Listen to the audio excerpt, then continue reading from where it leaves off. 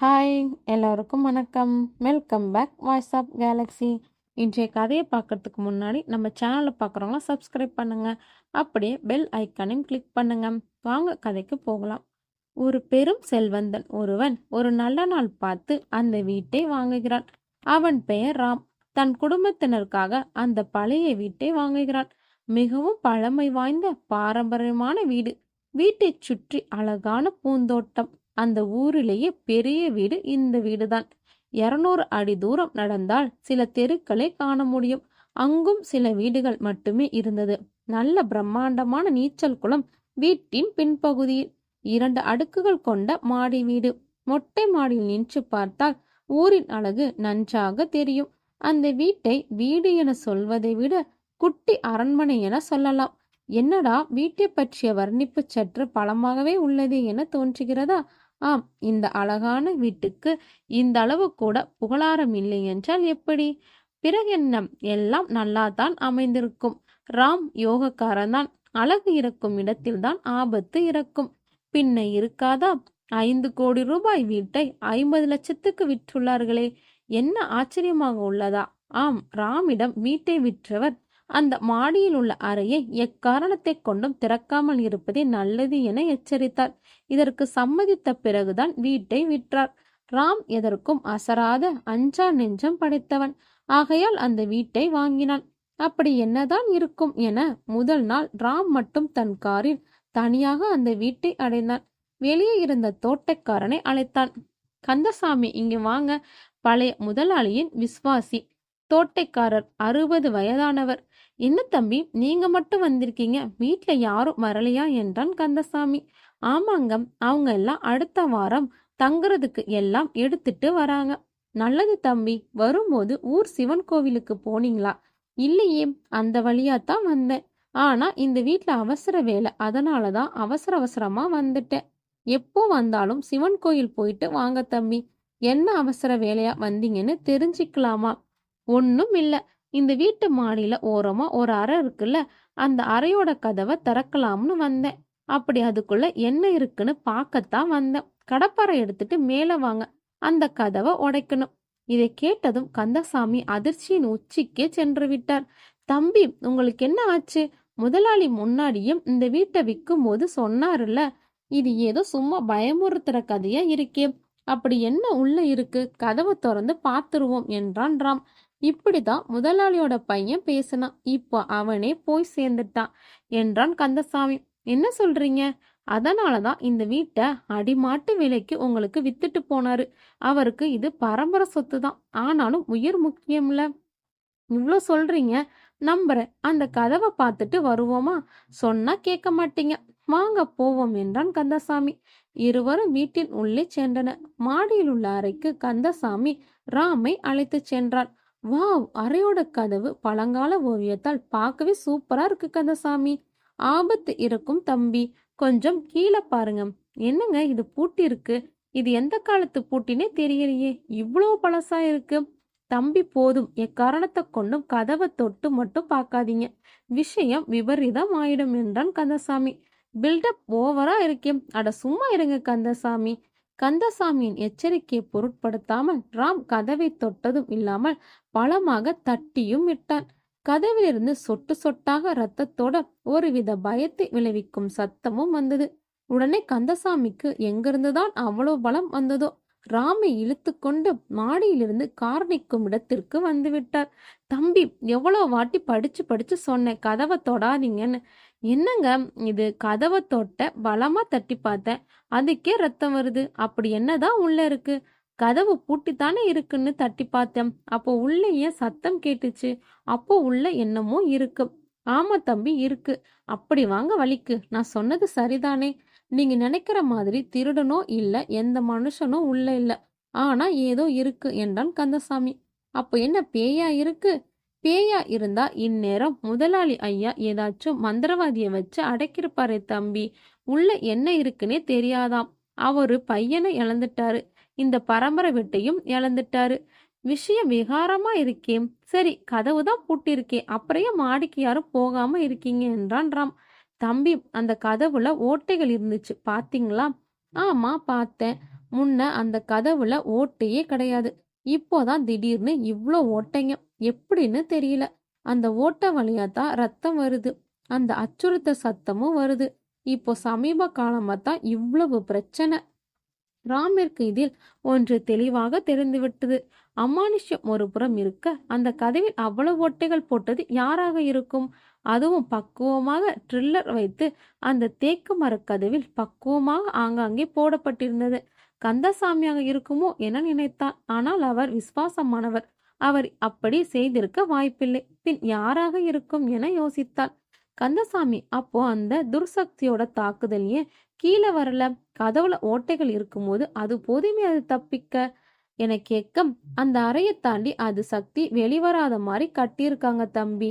பாவம் முதலாளி மகன் அங்கேயே வீம்புக்கு நின்னான். அதான் போய் சேர்ந்துட்டான். நாமளும் கொஞ்சம் தாமதிச்சிருந்தா கதை முடிஞ்சிருக்கும் தம்பி. எல்லாம் பரமேஸ்வரன் அருள் என்றான் கந்தசாமி. சரி, இத பத்தி ஏதாச்சும் கதை இல்ல தெரிஞ்சவங்க யாராச்சும் இருக்காங்களா என்றான். முதலாளிக்கு தெரியும் தம்பி. நான் பல தடவை கேட்டும் சொல்லல தம்பி என்றான் கந்தசாமி. ஏன்? அது அந்த ஆண்டவனுக்கு தான் வெளிச்சம். என்னவாக இருக்கும்? கதவின் பின்னே உள்ளே என்ன மர்மம்? ஏன் ராஜசேகர், அதாவது இந்த கந்தசாமியின் முதலாளி, ஏன் உண்மையை ராமிடம் கூறவில்லை என யோசித்து கொண்டிருந்தான். ராம் அவனுடைய குடும்பத்தினர் வருவதற்கு முன் அந்த கதவின் பின் உள்ள மர்மத்தை கண்டறிய வேண்டும் என நினைத்தான். அவன் தொழில் சம்பந்தமான வேலைகளெல்லாம் தள்ளி வைத்துவிட்டு அவன் நண்பன் ரமேஷோடு அந்த வீட்டில் தங்க வந்தான். இவர்கள் வருகையை அறிந்த கந்தசாமி அவர்கள் தங்க வீட்டின் அறையை சுத்தம் செய்து கொடுத்தார். காலை 7 மணி. ராமின் புது இல்லத்தில். வாடா ரமேஷ், பாத்தியாடா எப்படி இருக்க?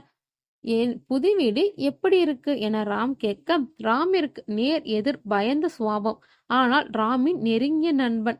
நல்லாதான் இருக்கு. ஆனா என்னடா ஆனா?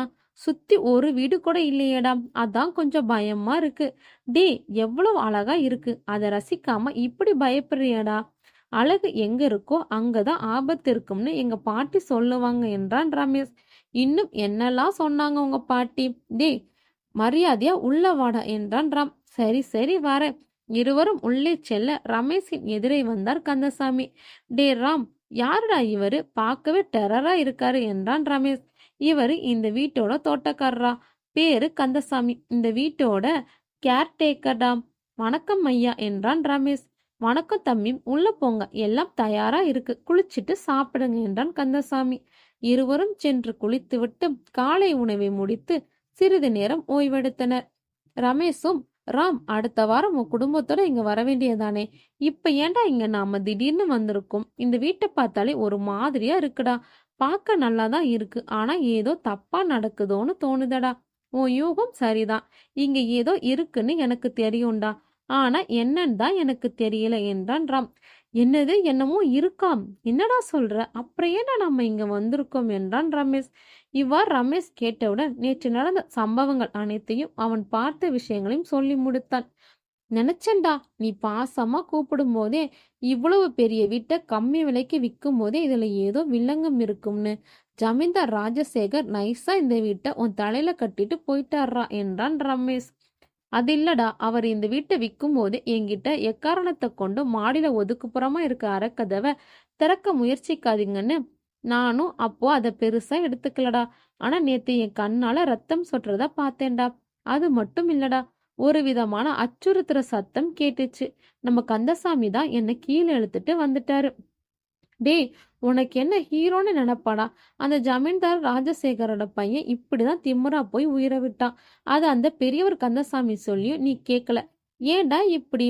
சரி, இப்போ ஜேம்ஸ் பாண்டு வேலையை பார்க்க இங்க வந்திருக்க. உனக்கு அசிஸ்டண்டா நான் வேற ஒரு உன்கிட்ட சிக்கிட்டேன் இப்படியாடா என்றான் ரமேஷ். அவன் சிரிக்க, நான் இருக்கேன்டா, ஒன்னும் ஆகாது. சரி சரி, இப்ப அடுத்து என்ன பண்ணலாம் என்றான் ரமேஷ்.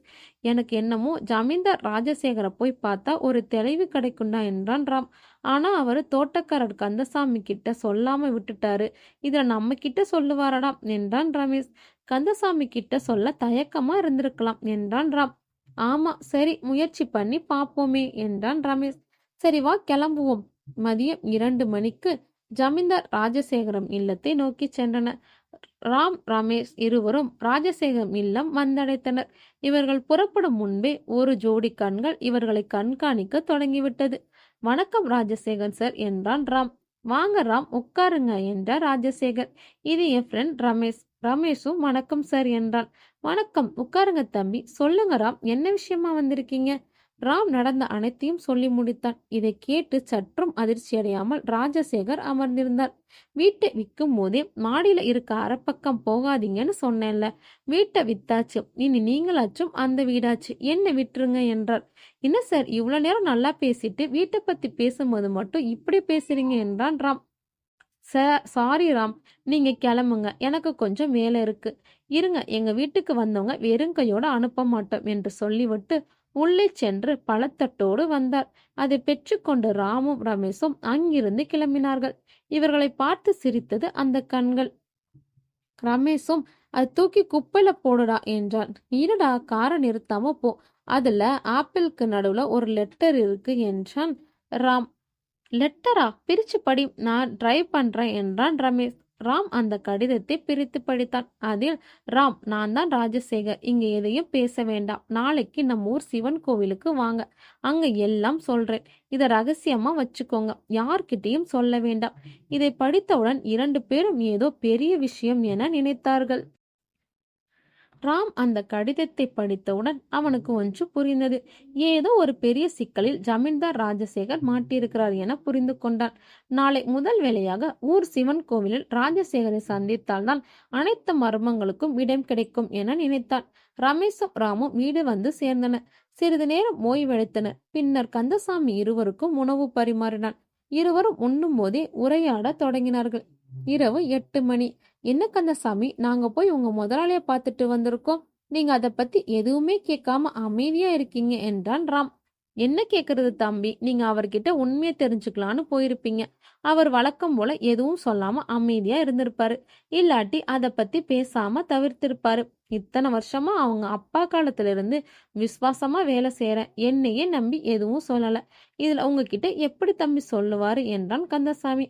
ராம் ரமேஷை பார்த்து எதுவும் சொல்ல வேண்டாம் என சைகை செய்தான். அதுவும் சரிதான் என்றான் ராம். இருவரும் சாப்பிட்டு முடித்த பின் கந்தசாமியும் சாப்பிட்டு முடித்து அனைத்தையும் சுத்தம் செய்துவிட்டு கதவையெல்லாம் பூட்டினார். கந்தசாமி, உங்ககிட்ட கொஞ்சம் பேசணும், இப்படி வந்து உட்காருங்கள் என்றான் ராம். சொல்லுங்க தம்பி, என்ன விஷயம்? ராம் இவரை நம்பி எல்லாத்தையும் சொல்ல போறியாடா என்றான் ரமேஷ். ஆமாண்டா, இவர் மேல முதல்ல சந்தேகப்பட்டேன், ஆனா இப்போ இல்லடா என்றான் ராம்.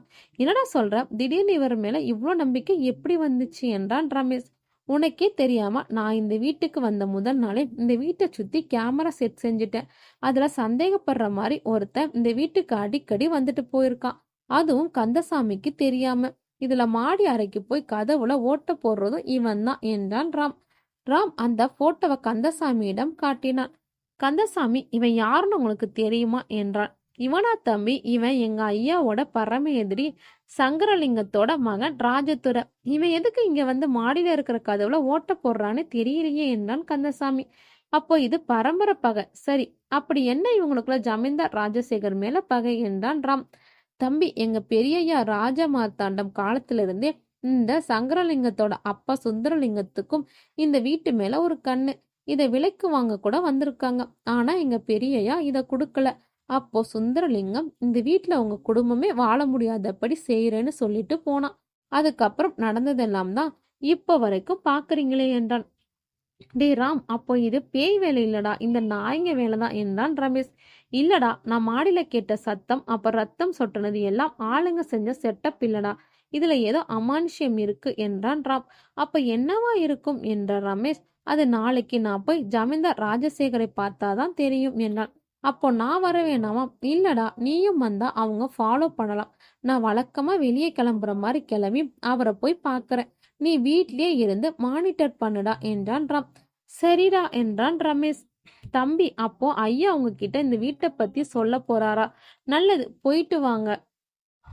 ஆமா கந்தசாமி, நீங்க சொன்ன உங்க ஊர் இலையில இருக்க சிவன் கோவில் தான், போய் சிவனையும் தரிசனம் பண்ணிட்டு வரேன். கந்தசாமி அதை கேட்டதும் விரக்தியாக சிரித்தார். இவரின் சிறப்பின் அர்த்தம் புரியாமல் ராமும் ரமேஷும் குழம்பினர்.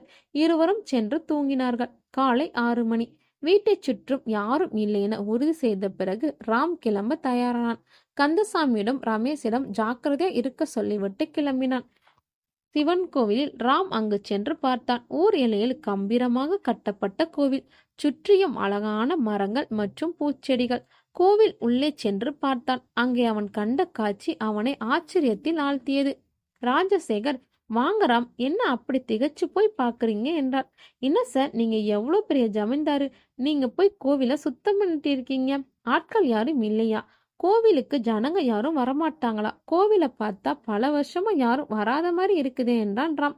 ஆமா ராம், இந்த கோவில் உங்களுக்கும் எனக்கும் தான் சிவாலயம். இந்த ஊர் மக்களுக்கு இது வெறும் கட்டிடம். இதோ பாருங்க, மூலவர மரகதலிங்கம் எப்படி இருக்காருன்னு என்றான்.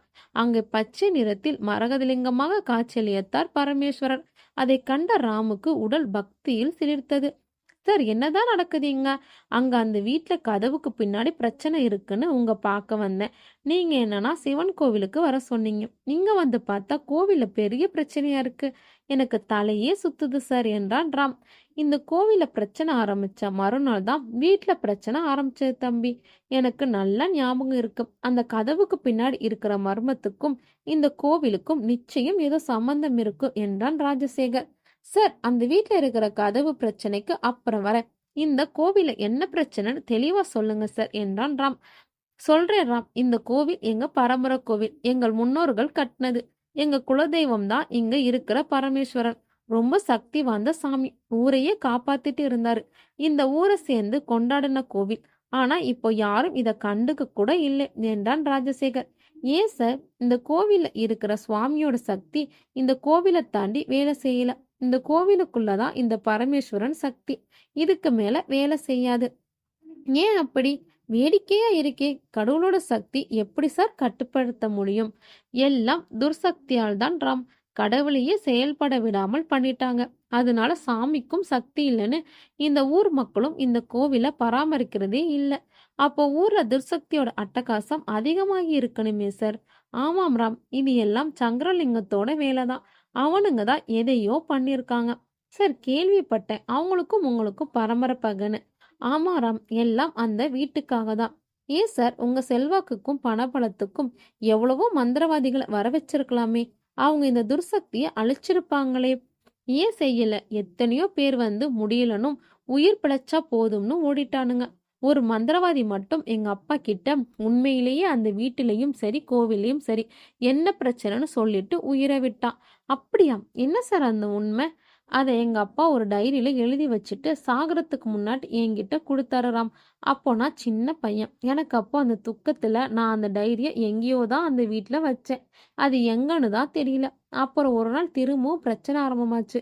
அப்போ ஒரு சித்தர் தான் வந்து அந்த துர்சக்தி மேல மாடியில உள்ள அறையில அடைச்சு கதவை மந்திரிச்சு கட்டினாரு. இது தற்காலிகம் தானு, இந்த வீட்டை விட்டு வெளியூர் இல்லாட்டி வெளிநாடு போயிடவும் சொல்லி எச்சரிச்சாரு. நான் என் பரம்பரை வீடு இங்கதான் இருப்பேன்னு சொன்னேன். சரின்னு அவரு அந்த மாடியில இருக்கிற அறக்கதவை திறக்க வேணான்னு சொன்னாரு. சரின்னு அப்படியே விட்டுட்டோம். கொஞ்ச காலம் நாங்க ஒரு வாரம் வெளியூர் போயிட்டு வந்தோம். அதுக்கப்புறம் தான் ஒரு நாள் என் பையன் மாடியில அந்த கதவை பார்த்துட்டு வரேன்னு எவ்வளோ சொல்லி கேட்காம போய் அந்த கதவை தட்டுனான். ஆனா கதவு திறக்காமலே இறந்து கிடந்தான். அப்போதான் அந்த கதவுல சில ஓட்டைகளை பார்த்தேன். அது பழங்காலத்து இரும்பு கதவு தம்பி. சாதாரணமா அதை உடைக்க முடியாது. இது நிச்சயம் நான் இல்லாதப்போ எங்க எதிரிங்க தான் பண்ணிருப்பாங்கன்னு தெரிஞ்சிச்சு. ஆனா என் மகனே போயிட்டான். இதுக்கு மேல அந்த வீடு வேணான்னு உங்ககிட்ட கம்மி விலைக்கு வித்துட்டேன். அப்போ அந்த சங்கரலிங்கத்தோட மக ராஜதுரை உங்க அப்பாவோட டைரி எடுக்கவும் கதவு உடைக்க முடியாம ஓட்ட போட்டு அது மூலமா துர்சக்தியை வெளியே கொண்டு வர பாக்குறாங்க. இனிமே நேரடி யுத்தம் தான் ராஜசேகர் சார். இனிமே கவலையை விடுங்க, நான் இருக்கேன் என்றான் ராம். ராம், உங்களை பார்த்ததுதான் எனக்கு நம்பிக்கையே வந்திருக்கு. இவர்கள் பேசிக்கொண்டிருக்க ராமுக்கு ஒரு கால் வந்தது. எதிர்முனையில், டே ராம், பாதி தெரிஞ்சுக்கிட்ட மீதி தெரிஞ்சுக்கணும்னு அந்த ராஜசேகரை கூட்டிட்டு உன் புது வீட்டுக்கு வாடா, இல்ல உன் நண்பனை கொன்னுடுவேன் என்று குரல் கேட்டது. நான் இங்க வர்றது ரமேஷுக்கும் கந்தசாமிக்கு தானே தெரியும். எப்படி அவங்களுக்கு தெரிஞ்சது? என்னது கந்தசாமியா? ராம், நான் உங்களை தனியா தானே வர சொன்னேன். அப்படியே அந்த தகவலை போய் கந்தசாமி கிட்ட சொன்னீங்க. அதுவும் போயும் போயும் அவன் கிட்ட என்றான் ராஜசேகர். அவர் உங்க விசுவாசி தானே சார், அதான் சொன்னேன். ராம், அவன் விசுவாசி தான், ஆனா குடிகாரன். குடிச்சா எல்லாத்தையும் உளறிடுவான். அதனாலதான் அவன்கிட்ட நான் எதுவுமே சொல்ல மாட்டேன். சரி வாங்க போய் ரமேஷை காப்பாத்துவோம் என்றான் ராஜசேகர். இருவரும் அந்த புது இல்லத்தை நோக்கி காரில் விரைந்தனர். பாவம் சங்கரலிங்கத்துக்கும் ராம் பற்றி தெரியவில்லை. ராஜசேகர் கோவிலை பூட்டிவிட்டு ராமினுடைய காரில் புறப்பட்டார். இருவரும் கார் பயணத்தில் பேசிக்கொண்டனர். ராம் சீக்கிரம் போங்க, அந்த சங்கரலிங்கம் உங்க ஃப்ரெண்ட் ரமேஷை ஏதாச்சும் பண்ணிட போறா. ராம் எந்தவித சலனமும் இல்லாமல் அமைதியாக காரை ஓட்டினான். இதை பார்த்த ராஜசேகருக்கு ஆச்சரியம். நண்பனின் உயிர் ஆபத்தில் இருக்கும்போது எந்தவித பரபரப்பும் இல்லாமல் மெதுவாக காரை ஓட்டுகிறானே என வியந்தார். ராம், தம்பி, என்னாச்சு உங்களுக்கு? உங்க ஃப்ரெண்ட் உயிர் அங்க ஆபத்துல இருக்கு. நீங்க என்னடானா இவ்வளவு சாதாரணமா மெதுவா காரை ஓட்டுறீங்க? வேகமா போங்க என்றார் ராஜசேகர். சார், சங்கரலிங்கம் உங்களுக்கு மட்டும்தான் எதிரி இல்ல, எனக்கும் தொழில எதிரிதான் என்றார். என்ன சொல்றீங்க? ஆமா சார், அவன் உங்க எதிரின்னு தெரிஞ்சுதான் நான் உங்க வீட்டையே வாங்கினேன். எதிரிக்கு எதிரி நண்பன். இவ்வளவு நாள் அவனோட நீங்க தனியா மோதினது போதும். இனிமே உங்க கூட நான் இருக்கேன் சார் என்றான். சரி ராம், அப்போ சங்கரலிங்கத்தை அங்க எப்படி சமாளிக்க போறீங்க? நான் அங்க தங்க ஆரம்பிச்சவே வீட்டை சுத்தி சிசிடிவி கேமரா செட் பண்ணிட்டேன். யாரு வராங்கன்னு முதல் கொண்டு நானும் ரமேஷும் மானிட்டர் பண்ண ஆரம்பிச்சிட்டோம். சங்கரலிங்கம் வருவான்னு தெரிஞ்சுதான் நான் கந்தசாமி கிட்ட வேணும்னே சொல்லிட்டு வந்தேன். கந்தசாமி உளறுவாயின்னு எனக்கு தெரியும் ஜமீன்தார் ஐயா என்றான். அருமையான திட்டம் தம்பி. சரி, அவனை எப்படி சமாளிக்கிறதோ? ஐயா, எனக்கு தெரியும். அவன் மகன் ராஜதுரை, அப்புறம் ஒரு 5 பேர் இருக்காங்களாம். கந்தசாமி அடிச்சு கட்டி போட்டு வச்சிருக்காங்க. ரமேஷ் கத்தி முனையில நடுங்கிட்டு இருக்கார். எப்படி தம்பி அவ்வளோ துல்லியமா சொல்றீங்க? ஐயா, இதோ பாருங்க, என் போன்ல எல்லாம் லைவா தெரியுதே. அவங்கள எப்படி சமாளிக்கிறது? நான் என் ஆளுங்களை இல்லாட்டி போலீஸை வர சொல்லட்டா என்றார். அதெல்லாம் வேணாம், நான் இருக்கேன் வாங்க என இருவரும் மீட்டை அடைந்தனர். சங்கரலிங்கம், வாடா ராம், வாங்க ஜமீன்தாரே, ஒட்டுமொத்தமா கதையை முடிக்க வேண்டியதான். தேடி அலையிற வேலை மிச்சம். ஏண்டா ராம், இங்கேயும் எனக்கு போட்டியா வந்துட்டியா? என் கூட மோதுனது இவங்க அப்பா ஜமீன் ராஜமார்த்தாண்டதோட சேர்த்து இவங்க வம்சமே அழிஞ்சதே பத்தால. அப்படி இருந்தும் எப்படிடா என்னை எதுக்குற துணிச்சல் உனக்கு வந்துச்சு? மொத்தமா உங்க எல்லாரையும் போடுற வேண்டியதான். மகனை ராஜதுரை, இவங்களை வெட்டி சாயிடா என்றான். அப்பா, இன்னையோட நம்மளோட ஒட்டுமொத்த எதிரிகளும் ஒளிஞ்சாங்க என்றான் ராஜதுரை. ஆமாடா மகனே, இனிமே இந்த வீடு நமக்கு தான். என்னங்கடா சாக போற அதிர்ச்சியில வாயடிச்சு போயிட்டீங்களா என்றான் சங்கரலிங்கம். ராம் உடனே, டே அடங்குடா, என்ன ஆளுங்களோட வந்துட்டா பயந்துருவோமா? ஏன் உனக்கு மட்டும்தான் ஆள் பலம் இருக்கா, எங்களுக்கு இல்லையா என்றான். டே, அதிகமா பேசுனா அறுத்துட வேண்டான் என்றான் ராஜதுரை. டே சின்ன பையன், ஓரமா நின்று வேடிக்கை மட்டும் பாருடா என்றான் ராம். ராம் விசில் எடுத்தவுடன் உள்ளே போலீஸ் வந்தது. சங்கரலிங்கம் ஆடி போய் விட்டார். டே என்னங்கடா சவுண்டு ஜாஸ்தியா இருந்துச்சு, இப்போ உட்ரா பாப்போம். இன்ஸ்பெக்டர் 4 பேரை கொலை பண்ண பார்த்திருக்காங்க, இவனுங்களை இழுத்துட்டு போங்க என்றான் ராம். போலீஸ் சங்கரலிங்கம், அவன் மகன் மற்றும் அடியாட்களை கைது செய்தனர். டே சங்கரலிங்கம், பாதி உண்மை தெரிஞ்சுக்கிட்ட, மீதி உண்மை தெரிஞ்சுக்குன்னா வீட்டுக்கு வர சொன்னியே, வந்துட்டேன் பாத்தியா? எப்படி நம்ம வருக அதிரடியா இருந்துச்சா என்றான் ராம். நான் திரும்பி வருவேண்டாம், என்கிட்ட இருந்து ஒரு ரகசியமும் நீ வாங்க முடியாதுடா என்றான் சங்கரலிங்கம். டே தெரியும்டா, நீ ஒரு ரகசியம் சொல்ல வேண்டாம், நானே கண்டுபிடிப்பேன். உன் தொந்தரவு கொஞ்ச நாள் இருக்கக்கூடாதுன்னு தான் உன்னையும் உன் மகனையும் உள்ள தள்ளுறேன். ஜாமீன் கிடைச்சாலும் அதுக்கு முன்னாடி 15 நாள் ரிமாண்ட்ல தான் இருப்பீங்க. அதுக்கப்புறம் தண்டனை கிடைக்கும். என்ஜாய் என்றான் ராம்.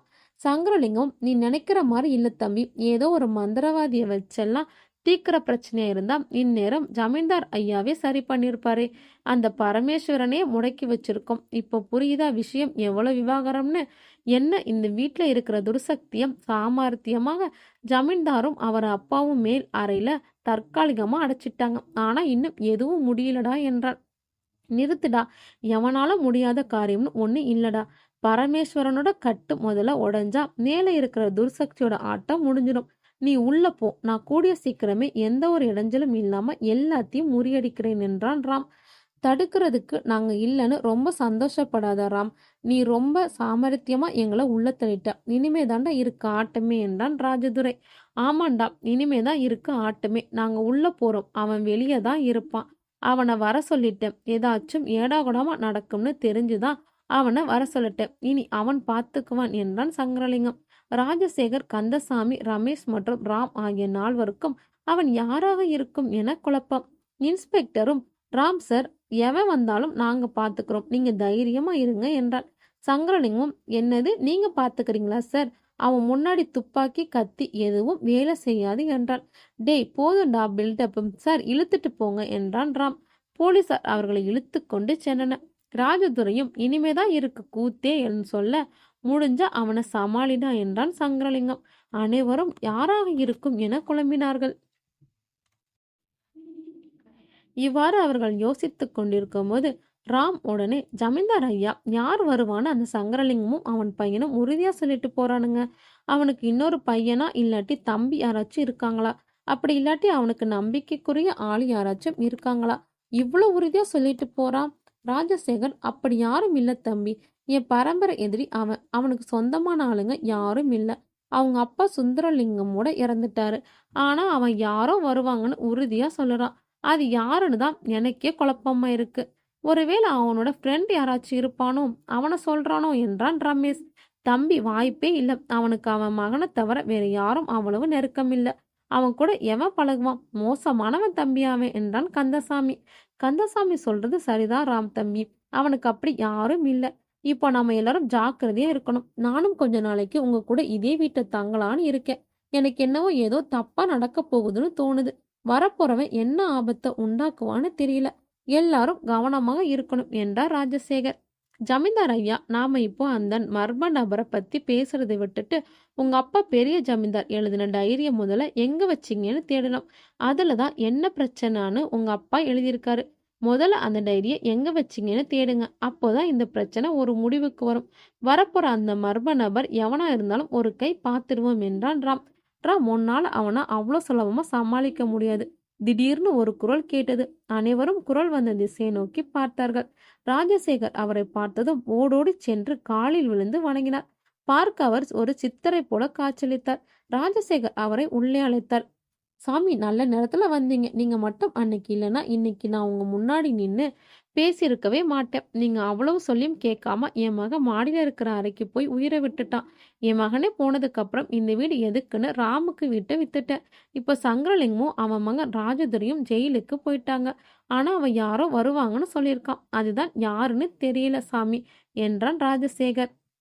ராஜசேகர், எதுவும் பேச வேண்டாம். நான் சொல்றத மட்டும் செய். மாடியில் இருக்கிற வேறொரு அறையில உங்க அப்பாவோட டைரி இருக்கு. அதை கொண்டு வந்து ராம் கையில கொடு என்றார் சித்தர். சரி சாமி, இதோ போறேன் என்றான் ராஜசேகர். சாமி, நீங்க ஏன் அவனை அவ்வளோ சுலபமா சமாளிக்க முடியாதுன்னு சொன்னீங்கன்னு தெரிஞ்சுக்கலாமா என்றான் ராம். பொறுமையா இரு ராம், எல்லாத்தையும் சொல்றேன் என்றார் சித்தர். ராஜசேகர் அந்த டைரியை கொண்டு வந்து ராமிடம் கொடுத்தார். ராம், இனிமே யாரும் கொஞ்ச நாளைக்கு இந்த வீட்டுல இருக்க வேண்டாம். அவன் வர்றதுக்குள்ள நான் வந்துட்டேன். ராஜசேகர், உன் ஊர் மக்களை எல்லாம் உன் பக்கத்து ஊர்ல இருக்கிற உன் பங்காளி வீட்லையும் உனக்கு சொந்தமான இடங்களையும் தங்கவை. எல்லாம் இன்னும் ஒரு வாரத்துக்கு தான். இன்னும் ஒரு வாரத்துக்கு நீங்க இங்க இருக்க வேண்டாம் என்றார் சித்தர். சாமி, அப்போ எங்கதான் தங்குறது என்றான் ராம். சாமி, எதுக்கு ஊர் மக்களையும் வெளியூர்ல தங்க சொல்றீங்க? பிரச்சனை நமக்கு மட்டும்தானே என்றான் ரமேஷ். ரமேஷ், நீ எப்படி பயந்த சுபாவமோ அதை விட பயந்த சுபாவம் இந்த ஊர் மக்கள். அவன் வந்தா அப்போ எப்படி ஊர்ல பிரச்சனையாச்சோ அதே மாதிரி இப்பயும் ஆகும் என்றார் சித்தர். என்ன சாமி, என்னென்னவோ சொல்றீங்க என்றார் ராஜசேகர். ராஜசேகர், வரப்போறவன் யாருன்னு உனக்குமா தெரியல? அவன் ஆள் யாருன்னு உனக்கு தெரியாம இருக்கலாம். ஆனா அவன் தானே இந்த துர்சக்தியை உருவாக்கி இந்த வீட்டையும் கோவிலையும் இந்த ஊர் மக்களையும் பாடா படுத்தினதே. மறந்துட்டியா? அன்னைக்கு அவனோட சக்தியை நான் தற்காலிகமா கட்டுப்படுத்த முடியும்னு சொன்னேன்ல, மறந்துட்டியா? இன்னையோட 25 வருஷம் முடியுது. இன்னுமா ஞாபகம் வரல உனக்கு?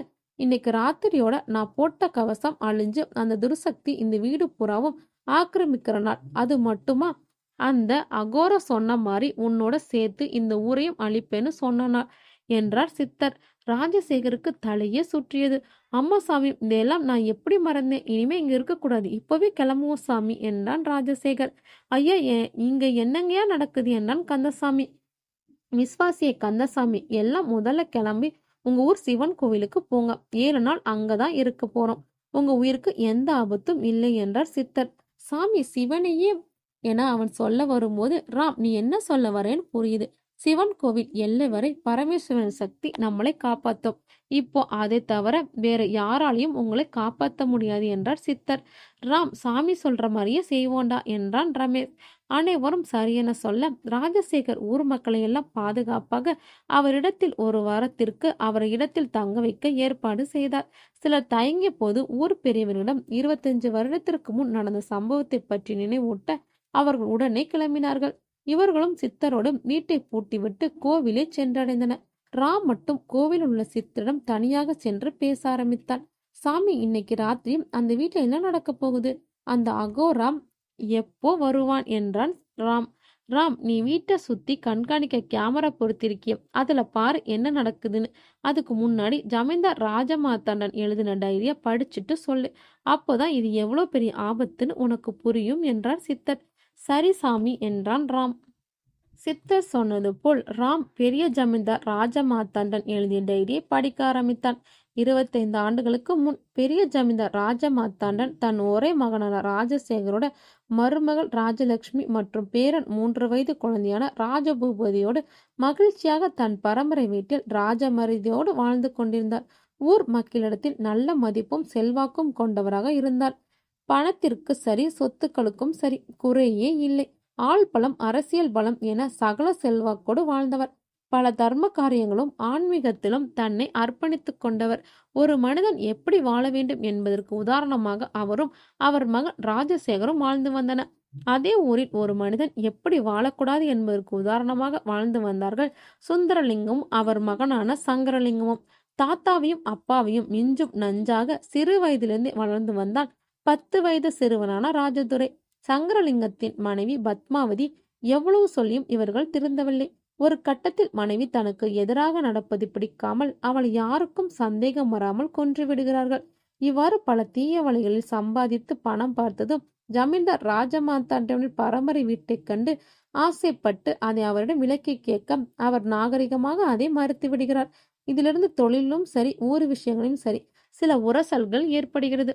இருப்பினும் ஜமீனை நேரடியாக எதிர்க்கும் அளவுக்கு ஆள் பலமோ பணபலமோ இவர்களுக்கு குறைவுதான். மீறி மோதினால் தோல்விதான் என்பதை நன்கு அறிந்த சுந்தரலிங்கமும் அவன் மகன் சங்கரலிங்கமும் மாந்திரிக வழிகளை தேர்ந்தெடுத்திருக்கிறார்கள். ஆனால் அதிலும் பெரிதாக எந்த பாதிப்பும் ஜமீன் குடும்பத்தை பாதிக்கவில்லை. இறுதி முயற்சியாக அகோரா என்னும் துர்மந்திரவாரியம் செல்கின்றார்கள். ஊர் சுடுகாடு. யார் நீங்க? சுந்தரலிங்கம். வணக்கம் அகோரா, என் பேரு சுந்தரலிங்கம், இவன் என் மகன் சங்கரலிங்கம். அகோரா, என்ன விஷயமா இந்த அகோராவை பார்க்க வந்திருக்கீங்க? என்கிட்ட அழிவுக்குரியதுக்காக வந்திருந்தா மட்டும் வந்து உட்காருங்க, பேசுவோம். இல்லாட்டி அப்படியே போயிடுங்க. நான் ஒன்றும் நல்வினை செய்கிற மாந்திரிகன் இல்லை. தெரியும் அகோரா, நான் எங்க ஊர் ஜமீன்தாரோட வம்சத்தை அழிக்கதான் உன் உதவியை நாடி வந்திருக்கேன் என்றான் சங்கரலிங்கம். உட்காருங்க என்ற அகோரா சொல்ல இருவரும் அமர்கின்றனர். தாங்கள் செய்த அனைத்தையும் சொல்ல, நீங்க என்ன செஞ்சாலும் சரி, உங்களால ஜமீன் குடும்பத்தை ஒன்னும் செய்ய முடியாது. என்ன அகோரா, இதை கேட்கவா நானும் என் மகனும் உங்களை நம்பி வந்தோம்? ஏன் அப்படி சொல்றீங்க? இது வரைக்கும் நீங்க பார்த்த மந்திரவாதிங்க யாராலையும் ஏன் ஜமீன் குடும்பத்தை ஒன்னும் செய்ய முடியல தெரியுமா?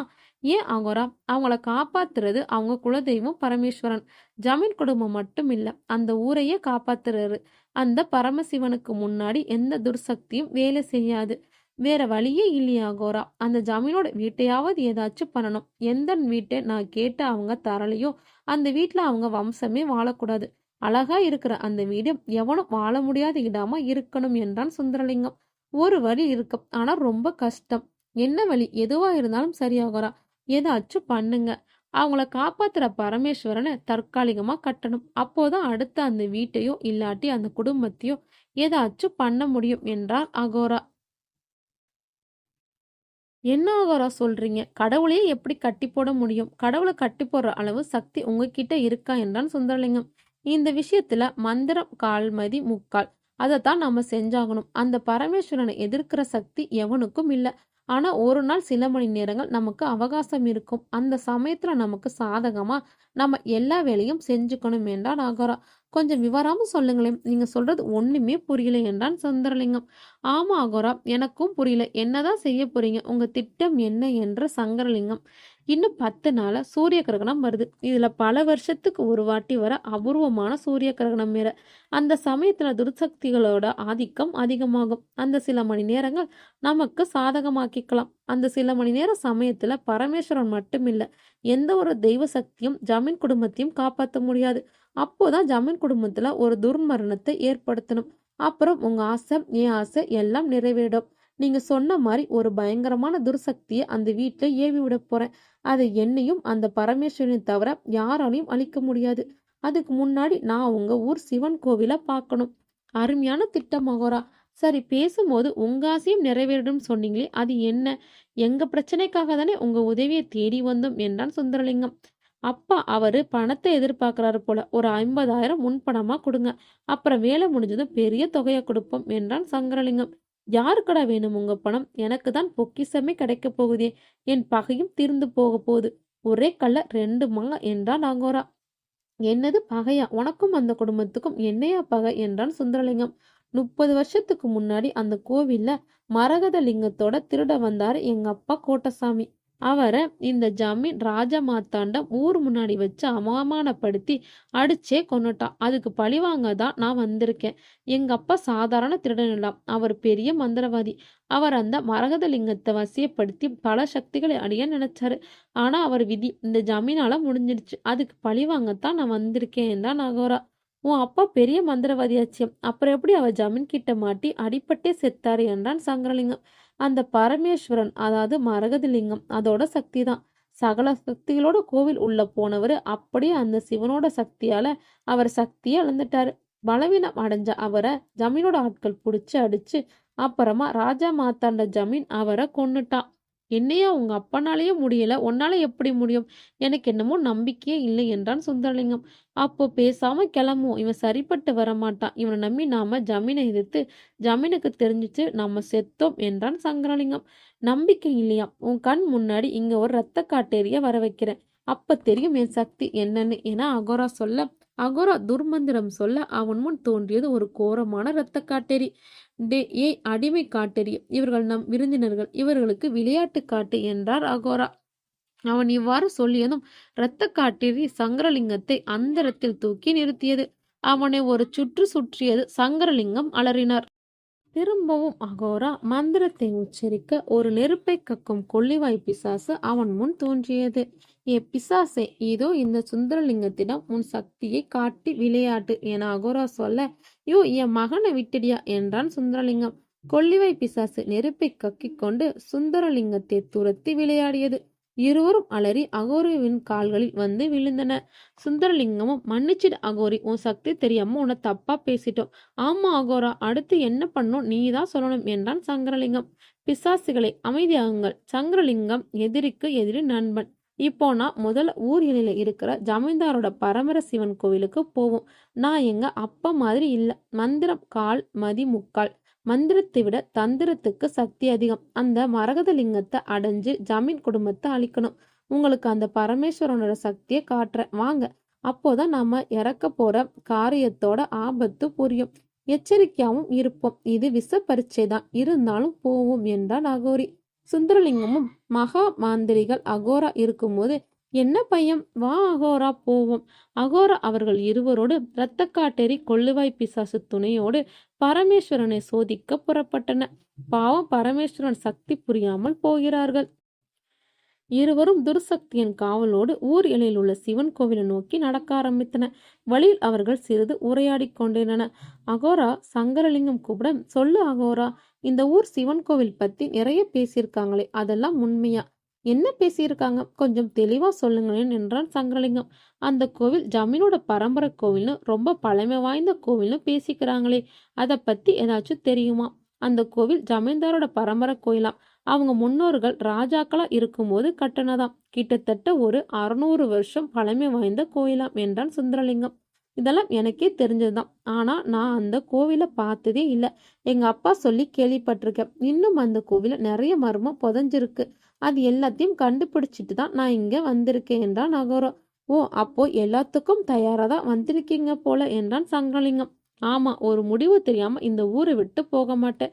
சரி சரி, ஏதோ அந்த கோயில இன்னும் நிறைய மர்மம் புதைஞ்சிருக்குன்னு சொன்னீங்களே, அது என்ன என்றான் சுந்தரலிங்கம். நேரம் வரும்போது சொல்றேன். இவ்வாறு அவர்கள் பேசிக்கொண்டு நடக்க அவர்கள் ஊர் எல்லையை நெருங்கி விட்டார்கள். அகோரா ஊர் எல்லைக்கு வந்துட்டோம். அதோ பாருங்க, ஜமீனோட கோவில். யார் சொன்னப்போவும் நான் நம்பல. நேர்ல பார்த்தாதான் தெரியுது. கோவில் பிரம்மாண்டமா இருக்கு. இது கண்டிப்பா மன்னர் காலத்து கோவில்தான் என்றான் அகோரா. அகோரா, உங்க காட்டேரியையும் கொள்ளிவாய் பிசாசையும் அனுப்பி அந்த மரகத லிங்கத்தை கொண்டு வாங்க. முட்டாள், அது சாதாரண லிங்கம் இல்லடா, சாக்ஷாத் அந்த பரமேஸ்வரன். சரி, அப்போ அந்த லிங்கத்தை எப்படி எடுக்கிறது என்றான் சங்கரலிங்கம். எல்லாரும் சுவரேறி குதிச்சு உள்ள போக வேண்டியதான் என்றான் அகோரா. உங்க காட்டேரி இருக்கும்போது எதுக்கு சுவரேறி குதிக்கணும்? அதை வச்சு கதவை உடைங்க என்றான் சுந்தரலிங்கம். ரத்த காட்டேரி. ஆமாம் எஜமா, நான் கதவை உடைக்கிறேன் என்றது ரத்த காட்டேரி. கொள்ளிவாய் பிசாசும், ஆமாம் எஜமா, நான் இக்கதவை சாம்பலாக்குகிறேன் என்றது. அகோரா, சபா செல்லுங்கள் என்றார். உத்தரவு எஜமான் என்ற பிசாசுகள் திடீரென ஒரு குரல், நில்லுங்கள் என்று. காட்டேரியும் கொள்ளிவாய் பிசாசும் குரலை கேட்டு அதிர்ந்தன. அகோரா, அது என்ன குரல்? கேட்கவே பயமா இருக்கு. ஜமீன் ஆட்கள் வந்துட்டாங்களாம். ஆனா மனுஷ குரல் மாதிரி இல்லையே, ஏதோ எச்சரிக்கை மாதிரி இருக்கே. அது அசரீர் வாக்கு. கோவிலை காவல் காக்கும் பூத கணக்களின் எச்சரிக்கை இது. ஏது பூதமாம்? ஆமா, இது சிவனுக்கு காவலா இருக்கிற சக்திகளோட குரல். இதுக்கெல்லாம் அஞ்ச மாட்டான் இந்த அகோரா. ஏவல் பிசாசுகளை, கதவை உடையுங்கள், நிற்காமல் முன்னேறுங்கள் என்றார். உத்தரவு எஜமான் என்றது பிசாசுகள். ஆளுக்கொரு பக்கம் எல்லை அடைந்த பிசாசுகள் கோவில் அருகே செல்லும் முன்பே இரு திருசூலம் வந்து அவர்களின் பாதையை தடுத்து நிறுத்தி எச்சரித்தது. அசரீர் வாக்கு. துஷ்டனே அகோரா, உன் தந்தையின் நிலைமை தெரிந்துமா உன் திமிரு அடங்கவில்லை? எச்சரிக்கிறேன், திரும்பி செல் என்றது. அடிமை பிசாசிகளை, முன்னேறி சென்று கதவை உடையுங்கள், இல்லையில் உங்களை பூமியில் அடைத்து விடுவேன் என்ற அகோரா. பிசாசுகள், வேண்டாம் எஜமானே, இதோ நீங்கள் இட்ட கட்டளை நிறைவேற்றுகிறோம் என்றது. இரு பிசாசுகளும் மறு அடி எடுத்து வைக்க தயாரானது. அசரீர் வாக்கு. விதி யாரை விட்டது? இப்பிசாசுகள் மட்டுமல்ல துஷ்டனே, நீ நினைத்தாலும் இக்கோவிலுக்குள் நுழைய முடியாது. உன் தந்தை கிட்டிய பரமேஸ்வரன் தரிசனம் கூட உனக்கு கிட்டாது. அத்தகைய கொடும்பாவி நீ. உன் அழிவு காலம் ஆரம்பித்து விட்டது என்றது. அதையும் பார்க்கலாம் என்றான் அகோரா. முன்னேறிய இரத்த காட்டேரிய ஒரு சூளம் வந்து அது நெஞ்சில் குத்தியது. அலறியது இரத்த காட்டேரி. எஜமான், காப்பாத்துங்கள் என அலறியது இரத்த காட்டேரி. செய்வதறியாது திகைத்தான் அகோரா. துடித்து உயரை விட்டியது இரத்த காட்டேரி. இதை கண்ட கொள்ளிவாய் பிசாசு ஆத்திரமடைந்து நெருப்பை கக்கியவாறு கதவை நோக்கி முன்னேறியது. இன்னொரு சூலமும் வந்து அந்த கொள்ளிவாய் பிசாசை நெருப்பை கக்கும் வாயில் குத்தியது. இதுவும் அலறி எடுத்தது. எஜமானை காப்பாற்றுங்கள் என்று. இம்முறையும் செய்வதறியாது திகைத்தான் அகோரா. கோவில் கதவு திறக்கப்பட்டு ஒரு பெரு அக்னி தீப்பிழம்பு இவர்களை நோக்கி வந்து பார்க்க பெரும் அக்னி பந்து போல் இருந்தது. அசரீர் வாக்கு. தைரியம் உள்ளவர்கள் உள்ளே போகலாம், ஆனால் இம்முறை திருசூலமல்ல, அக்னியால் தான் மரணம் என்றது. இதை கேட்டு அகோரா உட்பட அனைவரும் ஸ்தம்பித்தன. அடே, கிளம்புவோம், நேரம் நமக்கு சாதகமா இல்லை என்றான் அகோரா. ஆமாப்பா, வாங்க கிளம்பிடுவோம் என்றான் சங்கரலிங்கம். இருடா மகனே, அகோரா, கோயில் கதவு திறந்துடுச்சு. நீங்க இந்த அக்னி பந்த உங்க மந்திர சக்தியால கட்டி போடு, இல்லாட்டி சமாளி. நான் உள்ள போய் அந்த மரகத லிங்கத்தை தூக்கிட்டு வந்துறேன். அது வரைக்கும் சமாளி என்றான் சுந்தரலிங்கம். என சொல்லிக்கொண்டு கதவை நோக்கி ஓடியவனை அக்னி ஜுவாலை தடுத்தது.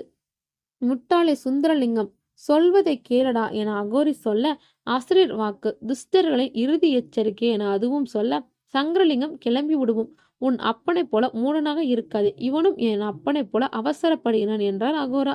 இருந்தாலும் அப்பாவாச்சி அகோரா என்ற சங்கரலிங்கம், நிலைமை சரியில்லை. இவனும் புரிந்து கொள்ளவில்லை. நாம் உயிரை காப்பாற்றிக் கொள்வதே புத்திசாலித்தனம்.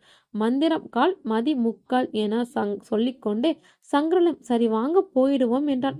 அகோராவும் சங்கரலிங்கமும் ஓடிப்போய் ஒரு மரத்தடியில் ஒளிந்து இங்கு நடப்பதை கவனித்தார்கள். அசரீர் வாக்கு. துஷ்டனே, உன்னுடன் வந்தவர்கள் ஓடிவிட்டார்கள். உனக்கும் உயிர் பயம் இருந்தால் ஓடிவிடு. சுந்தரலிங்கமும், முடியாது, அந்த ஜமீன் குடும்பத்தை அழிக்க தடையா இருக்கிற இந்த மரகத லிங்கத்தை ஒழிச்சிட்டு தான் மறுவெளியே, என்ன உள்ள போகவிடு என்றது. வாயை மூடு மூர்க்கனே, அந்த அகோர ரத்த காட்டேரி மற்றும் கொள்ளிவாய் பிசாசுகளை விட கொடிய துஷ்டனா நீ?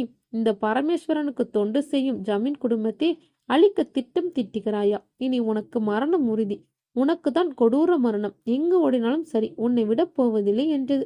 இதை கேட்ட சுந்தரலிங்கம் ஓட ஆரம்பிக்க அவனது வலது கையை ஒரு சூலம் குத்தி அவன் கையை துண்டாக்கியது. இன்னொரு கையையும் சூலத்தால் குத்தி துண்டாக்கியது. அலறினான் சுந்தரலிங்கம். அசிரர் வாக்கு. துஷ்டனே, எந்த பரமேஸ்வரனை தூக்க நினைத்தாயோ அந்த கை வெட்டப்பட்டது. ஓட ஆரம்பித்தான் சுந்தரலிங்கம். அவனை விடாமல் துரத்தியது அக்னி ஜுவாலை. இதை தூரத்திலிருந்து பார்த்த சங்கரலிங்கம் அலறி துடித்தான். அகோரா, எங்க அப்பனை காப்பாத்து என சொல்ல இவன் அவசரப்பட்டு விட்டான். இனி அவன் விதி அவ்வளவுதான். ஐயோ! சுந்தரலிங்கத்தை துரத்திய ஜுவாலை சுடுகாடு வரை அவனை விரட்டிச் சென்று அவனை மொத்தமாய் எரித்து சாம்பலாக்கியது. அலறி துடித்து இறந்தான் சுந்தரலிங்கம். அகோரா சங்கரலிங்கம் ஒளிந்திருந்த இடத்தில் கேட்டது அசிரர் குரல். இதோடு நிறுத்தி கொள்ளுங்கள், இல்லையில் இதைவிட கொடூர மரணம் உங்களுக்கு நேரும் என சொல்லிவிட்டு மறைந்தது. அகோரி அதிர்ச்சியின் உச்சிக்கும் சங்கரலிங்கம் பயம் மற்றும் துக்கத்தின் உச்சிக்கே சென்று விட்டான். சுந்தரலிங்கம் இறந்ததைக் கண்ட மகன் சங்கரலிங்கம் பயந்து நொந்து விட்டான். விரக்தியின் உச்சிக்கே இருந்த அவனை அழைத்தது அகோராவின் குரல். சங்கரலிங்கம், ஏண்டா இப்படி இடிந்து போய் உட்கார்ந்து விட்டாய்? இனி நடந்ததை நம்மால் மாற்ற முடியாது. மனதை திடப்படுத்திக்கொள். எப்படி அகோரா? செத்தது எங்க அப்ப. இனிமே எனக்கும் அந்த ஜமீன் குடும்பத்தோட எந்த பகையும் வேண்டாம். நான் என் சொத்தையெல்லாம் வித்துட்டு என் மகனை கூட்டிக்கிட்டு வெளியூர் போயிடுறேன். போதும், எல்லாம் போதும். இதை கேட்டு ஆத்திரமடைந்தான் அகோரா.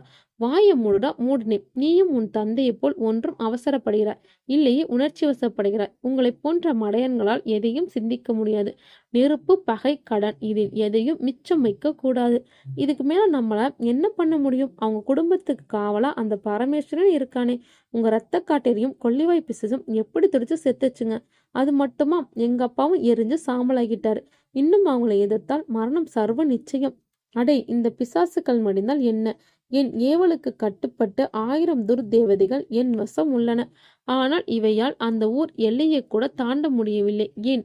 சொல்வதை கவனமாக கேள். மந்திரம் கால், மதி முக்கால்.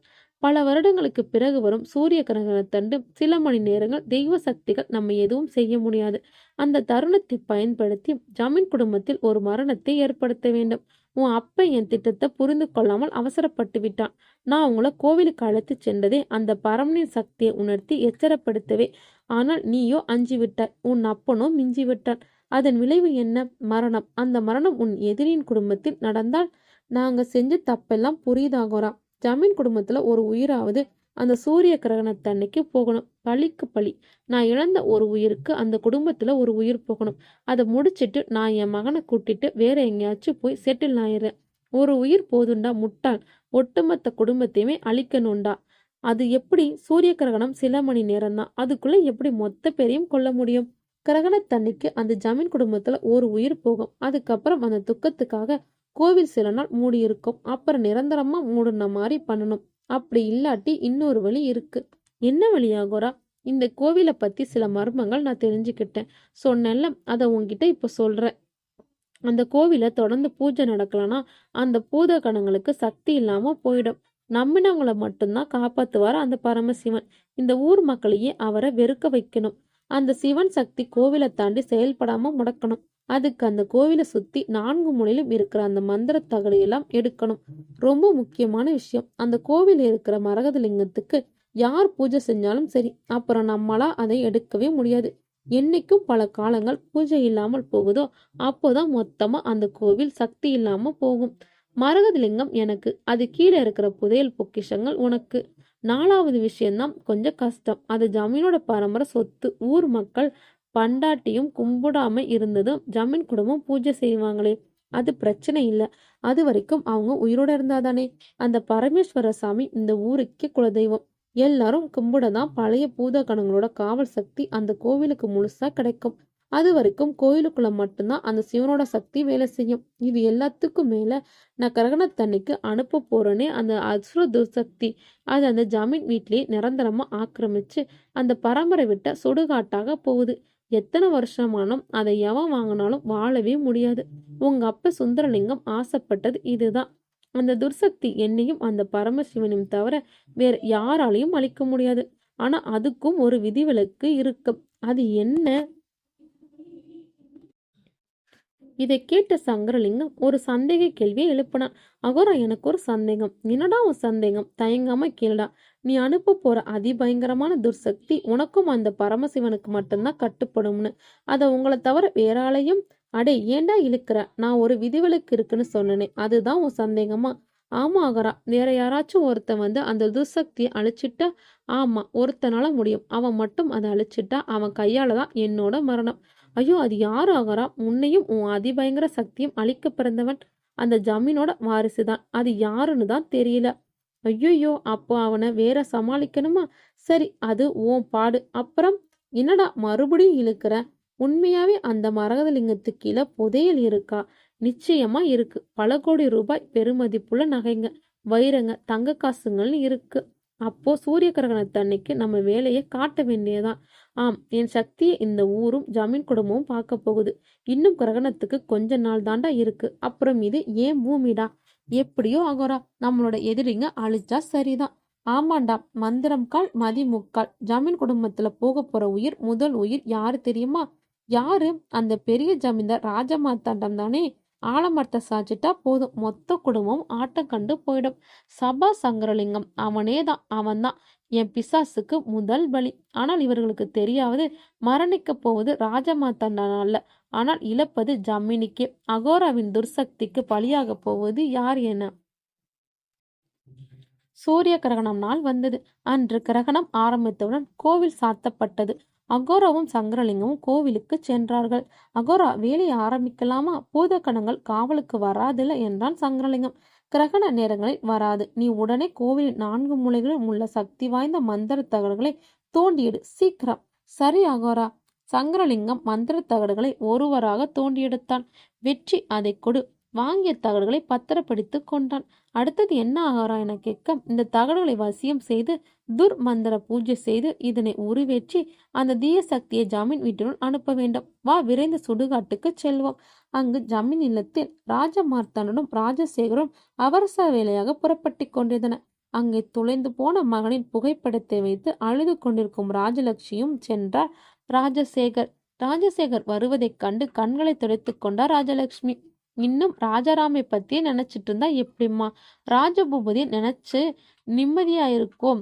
மனசு கேட்கலங்க. வாழ்க்கையில அவனை பார்க்காமலே போயிடுவனோன்னு கவலையா இருக்கு என்றாள் ராஜலட்சுமி. அப்படிலாம் நடக்காதுமா, நிச்சயம் நம்ம மகன் வருவான்னு நான் நம்புறேன். சரி, நானும் அப்பாவும் அவசர வேலையா வெளியே போறோம். வர நேரமா ராஜபூபதிய பத்திரமா பார்த்துக்கோ. கிரகணம் பிடிச்சிருக்கு, இப்போ போகணுமா? தப்பா எடுத்துக்காதீங்க, ஏதோ தோணுச்சுன்னு சொன்னேன். அதெல்லாம் ஒன்னும் இல்லம்மா, பரமேஸ்வரன் துணை இருக்கான். அப்போது அழுது கொண்டு வந்த குழந்தையை சமாதானப்படுத்த முடியாமல் கூடவே கூட்டிச் சென்றார் ராஜசேகர். ராஜ மார்த்தாண்டன், குழந்தை அலறா, கூட வரட்டும், நாம பார்த்துப்போம் என்றார். அனைவரும் கிளம்பினார்கள். அவர்கள் செல்வதையே பார்த்து கொண்டிருந்தார் ராஜலட்சுமி. அங்கே சுடுகாட்டில் மந்திர தகடுகளை வசியம் செய்து அதில் துஷ்ட மந்திரங்களை உருவேற்றி அதை கொண்டு போய் ஜமீன் வீட்டின் 4 முனைகளும் புதைத்தான் அகோரா. இதை பார்த்த சங்கரலிங்கம் கேட்க ஆரம்பித்தான். கோவில் தகடுகளை வசியம் செஞ்ச அதை புதைச்சிட்டியே, அதனால என்ன பலன் என கேட்க, மேலே பார், அங்கே ஒரு கோரமான துஷ்ட சக்தி வீட்டையே சுற்றி வந்தது. இதோ என் அதிபயங்கரமான சக்தி. ஏ பிசாசே, இன்னும் 1/2 மணி நேரம்தான், அதற்குள் இந்த வீட்டில் உள்ளவர்களை கொன்றுவிடு. இனி இதுவே உன் இருப்பிடம் என்றது அதிபயங்கர சக்தி. உத்தரவு. இவ்வாறு சொல்லிவிட்டு சங்கரலிங்கம் வேகமாக ஊர் எல்லையை கடக்க ஆரம்பித்தான் அகோரா. அகோரா, அது என்ன 1/2 மணி நேரம்? நீ ஏன் ஊர் எல்லையை தாண்டி இந்த சுடுகாட்டுக்கு வேகமா வந்துட்டேன் தான் சங்கரலிங்கம். முட்டாளே, மறந்து விட்டாயா? கிரகணம் முடிய 1/2 மணி நேரம்தான் உள்ளது. அது முடிந்தால் பூதகணங்கள் அவர்களை காப்பாற்ற முயற்சிக்கும். அவைகளால் என் சக்தியை அழிக்க முடியவிட்டாலும் ஜமீன் குடும்பத்தை காப்பாற்றும். தகடுகளை எடுத்து விட்டோம். நாளை வரை ஊர் மக்களால் பூஜை நடக்காவிட்டால் பூதகணங்கள் சக்தி போய்விடும். அவைகளும் வராது. அதுவரை நாம் எல்லைக்கு வெளியே இருப்போம். பல காலம் ஊர் மக்கள் பூஜை செய்யாமல் போனாதான் பூதகணங்களுக்கு சக்தி போகும். வராதுன்னு சொன்னியே, இப்போ எப்படி என்றான் சங்கரலிங்கம். அடே, தகடுகளே நம் வசம். அதுவே பூதகணங்களுக்கு பாதி சக்தி போயிருக்கும். இன்னும் சிறிது காலம் பூஜையும் நடக்கவில்லை என்றால் அதன் சக்தி இன்னும் குறைந்துவிடும். இருப்பினும் எச்சரிக்கையாகவே நான் ஊர் எல்லையை விட்டு வெளியேறினேன். நாம் செய்த திட்டத்தின் செயல்பாட்டை ஊர்ஜிதப்படுத்தவே இது. சரி அகாரா என்றான் சங்கரலிங்கம். அங்கு ஜமீன் இல்லத்தில் ராஜலட்சுமி வீட்டின் பின்புறம் உள்ள குளத்தில் இரத்த வெள்ளத்தில் மரணித்து கிடந்தார். வெளியே ஜமீன் ஆட்களும் மரணித்து கிடந்தார்கள். விஷயம் காட்டு தீயாய் பரவியது. இது ஏதோ அமானுஷ்யம் என அறிந்த ஊர் மக்கள் ஒரு மந்திரவாதியை அழைத்து வந்தார்கள். அவனும் எவ்வளவு முயன்று அதை அந்த வீட்டினுள் தற்காலிகமாக வெளியே வராதபடி கட்டினான். ஆனால் உள்ளே சென்றவன் வெளியே வரும்போது உயிருக்கு போராடிய நிலையில் வந்து விழுந்தான். அப்போது ஊரிலிருந்து திரும்பினார்கள் ஜமீன்தார்கள். அப்போது ஜமீனிடம் அவன் உயிர் போகும் தருவாயில் பேசினான். ஜமீன் ஐயா, இது இன்னும் கொஞ்ச நேரம்தான் என் கட்டுக்கு கட்டுப்படும். இது ஒரு அதிபயங்கர சக்தி. ஜமீன் அம்மாவையும் கொன்னுடுச்சு. இனி உங்க வம்சத்தையும் இந்த ஊரையும் அழிக்காம விடாது. இத அந்த பரமேஸ்வரன் தான் அழைக்கணும் என சொல்லிக்கொண்டு உயிரை விட்டான். மருமகள் இறந்த அதிர்ச்சி ராஜமண்டத்தை துக்கத்தில் ஆழ்த்தியது. இதை கேட்ட மகன் ராஜசேகரும் அழுது துடித்தார். ஊர் மக்கள் அனைவரும் கூட்டிக் கொண்டு கோவிலுக்கு செல்ல நினைத்தவரை ஊர் மக்கள் தடுத்தார்கள்.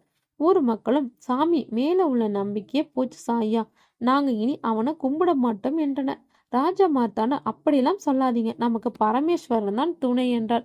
ஊர் மக்களும், மன்னிச்சிடுங்க ஐயா, ஜமீன் ஆட்களும் சில ஊர் ஜனங்களும் செத்து போயிட்டாங்க.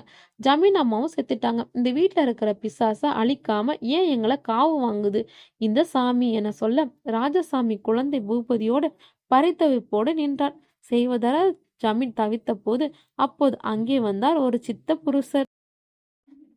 ராஜ மாத்தாண்ட ஜமீன்தார் மக்களுக்கு புரிய வைக்க முடியாமல் பரிதவித்து கொண்டிருக்க, மறுபுறம் மருமகளின் இழப்பும் தனது மகன் மற்றும் பேரனின் எதிர்காலம் என்னவாகும் என வருந்தினார்.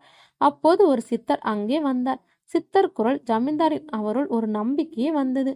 ராஜ மாத்தாண்டா, இதுக்கே கலங்கி போயிட்டா எப்படி? இன்னும் நீ பார்க்க வேண்டியது எவ்வளவோ இருக்கு. முதல்ல எழுந்துடு, அந்த துர்சக்தியை கட்டிட்டு வருவோம் என்றார் சித்தர். இதை கேட்ட ராஜ மாத்தாண்டனும் மக்களும் ஆச்சரியமடைந்தார்கள். ராஜ மாத்தாண்டரும், சாமி உங்களை பார்த்தா பெரிய சித்தர் மாதிரி தெரியுது, இந்த துர்சக்தியை உங்களால கட்ட முடியுமா கேட்டார். அந்த பரமேஸ்வரனால் முடியாது எதுவுமே இல்லை. ஏன் மேலும் என் ஈசன் மேலும் நம்பிக்கை இருந்தா உள்ளே போகலாம் வா என்றார். சித்தரின் நம்பிக்கை பேச்சாலும் அவரின் முகத்தில் தெரிந்த தெய்வீ சக்தியாலும் ஜமீன்தார் அவரோடு சென்றார். உன் மகனையும் பேரனும் வெளியே இருக்கச் சொல்லு, நீ மட்டும் என் கூட வா. ஜமீன்தார் தன் மகன் ராஜசேகரையும் தனது பேரனையும் வெளியே இருக்க சொல்லிவிட்டு சித்தரோடு உள்ளே சென்றார். சித்தரும் ராஜமாத்தனும் உள்ளே நுழைந்தவுடன் கதவு தானாகவே சாத்திக் கொண்டது. இதை கண்டு ஜமீன் திடுக்கிட்டார். ராஜமாத்தாண்டா, பயப்படாத, பரமேஸ்வரன் நமக்கு கவசமா இருந்து காப்பாத்துவாரு. ஓம் நம சிவாய, வா முதலில் உன் மருமகள் இறந்த இடத்திற்கு போகலாம் என்றார். ஆகட்டும் சாமி என ஜமீன்தாரும் இருவரின் வீட்டின் பின்னே உள்ள குளத்தின் அருகே சென்றனர். அங்கே ஜமீன்தார் இரத்த வெள்ளத்தில் இறந்து கிடக்கும் அவர் மருமகளை கண்டவுடன் கதறினார். அருகே சில ஜமீனின் வேலையாட்களும் இறந்து கிடந்தனர். சாமி, ஏன் என் மருமகளுக்கு இந்த நிலைமை? நாங்க யாரும் எந்த கெடுதலும் செய்யலே என்றார் ஜமீன்தார் என கதறி அழுதார். சித்தரும், அவள் விதி முடிந்து விட்டது, அவள் ஈசனின் திருவடி அடைந்து விட்டாள். ராஜ மாத்தாண்டா, இன்னும் சொல்ல போனால் இங்கு நீங்க இருந்திருந்தா நீயும் உன் வாரிசுகளும் இறந்து போயிருப்பீங்க. இனிமேல் நடக்கப் போவதே பார் என சொல்லிவிட்டு விரைந்து வீட்டின் கூடாரத்திற்கு சேர்ந்தார். அவர் பையிலிருந்து சிவனின் யதார்த்தங்களை எடுத்து வைத்தார். தரையில் அமர்ந்து ஓம் நமச்சிவாய என பஞ்சாட்சரமும் சில ருத்ர மந்திரங்களையும் சொல்ல ஆரம்பித்தார். அவன் மந்திர அதிர்வுகளால் அந்த வீட்டில் உலாவிக் கொண்டிருந்த அதிபயங்கர சக்தி ஆக்ரோஷமாக வெளிப்பட்டது. அது வரும்போது ராஜமாத்தாண்டின் இதயமே ஒரு நொடி துடிக்க மறுத்தது. பாத்தியா ராஜமாத்தாண்டா, இதுவே உன் மருமகளையும் உன் ஆட்களையும் பழி வாங்கிய அதிபயங்கர சக்தி என்றார் சித்தர். சாமி, பார்க்கவே அதிபயங்கரமா இருக்கே, இதை அழிச்சிடுங்க சாமி என்றது. அது என்னால் முடியாது, இதை 3 பேரால் மட்டுமே அழிக்க முடியும். ஏவி விட்டவனும் அந்த பரமேஸ்வரனும் அதில் அடக்கம். அப்போ அந்த 3வது ஆள் யாரு சாமி? அது தெய்வ ரகசியம், சொல்ல முடியாது. தக்க தருணத்தில் இந்த துர்சக்தி அழிக்கப்படும் என்றார் சித்தர். ராஜ மாத்தாண்ட ஜமீன், அது வரைக்கும் என்ன வழி சாமி, ஏதாச்சும் செய்யுங்க. கவலை வேண்டாம், இதனை என் தகவல் வலிமையால் கட்டுகிறேன். ஆனால் இந்த கட்டு 25 வருடம் வரைதான் நீடிக்கும். பின் கட்ட அவிழ்ந்து விடும். அப்போது இந்த துர்சக்தியின் ஆட்டம் அதிகமாகும். இதுதான் ஒரே வழியானா அப்படியே செய்யுங்க சாமி. இதுக்கு மேல அந்த பரமேஸ்வரன் செயல். நல்லது ராஜமாத்தாண்டா, என் தவ வலிமையால இதை கட்டுறேன். ஆனா இந்த வீட்டுல அதுக்கு ஒரு இடம் வேணும், அதுவும் ரொம்ப பாதுகாப்பான இடம். மாடியில மூலையில ஒரு அறை இருக்கு சாமி. வெளியில பார்க்க தேக்குல செஞ்ச கதவு மாதிரி தெரியும், ஆனா அது உண்மையாவே இரும்பு கதவு. ஒரு காலத்துல அந்த அறையில பொக்கிஷங்களை வச்சோம், இப்ப காலியா தான் இருக்கு. அதுதான் சரியான இடம் என சொல்லிவிட்டு மிகுந்த போராட்டத்திற்கு பின் தன் தவ வலிமையால் அந்த துர்சக்தி அந்த அறையினுள் பூட்டி வைத்தார். ராஜமாத்தாண்டா, இனி இங்க யாரும் வரக்கூடாது. இந்த கதவுக்கு ஏதாச்சும் பாதிப்பு ஏற்பட்டாலும், இந்த கதவுல சின்ன சேதத்தை ஏற்படுத்தினாலும் இதனோட தாக்கத்தை அது காட்டும். எதுக்கும் ஒரு எந்திரத்தை பாடிக்கிட்ட காட்டுறேன். ஆனா எல்லாம் 25 வருஷம்தான். அதுக்கப்புறம் அந்த பரமேஸ்வரன் செயல். ரொம்ப நன்றி சாமி, நீங்க மட்டும் என்னெல்லாம் நினைச்சு பார்க்கவே பயமா இருக்கு என்றான் ராஜமார்த்தாண்டன். சித்தர் மேலும் இதன் தொடர்ச்சி முதல் நடந்த அனைத்து விஷயம் சொல்ல ராஜமார்த்தாண்டன் அதிர்ச்சியானார். இது எல்லாத்துக்கும் அந்த சுந்தரலிங்கமும் சங்கரலிங்கமும் தான் காரணம். படுபாவிங்க, இந்த வீட்டு மேல் ஆசைப்பட்டு இவ்வளோ கீழ்த்தனமா போயிட்டாங்களே. ராஜமார்த்தாண்டா, நடந்த விஷயங்கள்லாம் உன் மகன் கிட்ட சொல்லுப்பா. வேண்டாம் சுவாமி, அவன் எவ்வளவு வளர்ந்தாலும் 2 குழந்தைகள் தகப்பனாலும் அவன் இன்னும் சின்ன பையன்தான். அவனால இதெல்லாம் தாங்கிக்க முடியாது சாமி. நடந்ததெல்லாம் தெரிஞ்சுதான் ஆகணும் ராஜமார்த்தாண்டா. அதை எங்காவது எழுதி வை, பிற்காலத்துல உதவும். அப்படியே செய்யற சாமி என சொல்ல, முடிஞ்சா உன் பேரனை வெளியூருக்கோ இல்லாட்டி வெளிநாட்டுக்கோ அனுப்பிடுங்க. எல்லாம் காரணமா தான் சொல்றேன். அது வேணா சாமி, தாயை இழந்த பிள்ளை, அவன் எங்களோட இருக்கட்டுமே. விதி வலியது, யாரதான் விட்டு வச்சது. சரி, இனி உன் இஷ்டம் என மர்மமாக புன்னகைத்தார். வெளியே வந்தவர்கள் ஆக வேண்டிய காரியங்களை பார்த்தார்கள். ராஜசேகரை ராஜமார்த்தாண்டன் தேற்றினார். காலங்கள் உருண்டோடின. சங்கரலிங்கத்தின் சதி செயல்களால் சூழ்ச்சியாலும் மக்கள் மத்தியில் கடவுளின் மேல் அவநம்பிக்கை ஏற்பட்டு பாதி பேர் ஊரை காலி செய்தனர். மீதி பேர் நாத்திர்களாகினார்கள். ஜமீனை தவிர யாரும் கோவிலில் பூஜை செய்யவில்லை. ராஜமார்த்தாண்டன் காலமாகும் போது ராஜசேகரிடம் தான் எழுதிய டைரியை பற்றி கூறினார். அவரும் அப்போது அதை பெரிதாக எடுத்துக்கொள்ளவில்லை. சங்கரலிங்கத்தின் அட்டூழியம் அதிகமாகின. ராஜசேகர் அவர்கள் விஷயத்தில் விலகியே இருந்தார். இவ்வாறு டைரியை படித்து முடித்தான் ராம். படித்து முடித்த சிறிது நேரத்திற்கு பிறகு கோவில் வாசலில் பயங்கரமான சத்தம் கேட்டது. ராம் கோவில் வாசல் நோக்கி நடந்து வந்தான். அங்கே அவன் கண்ட காட்சி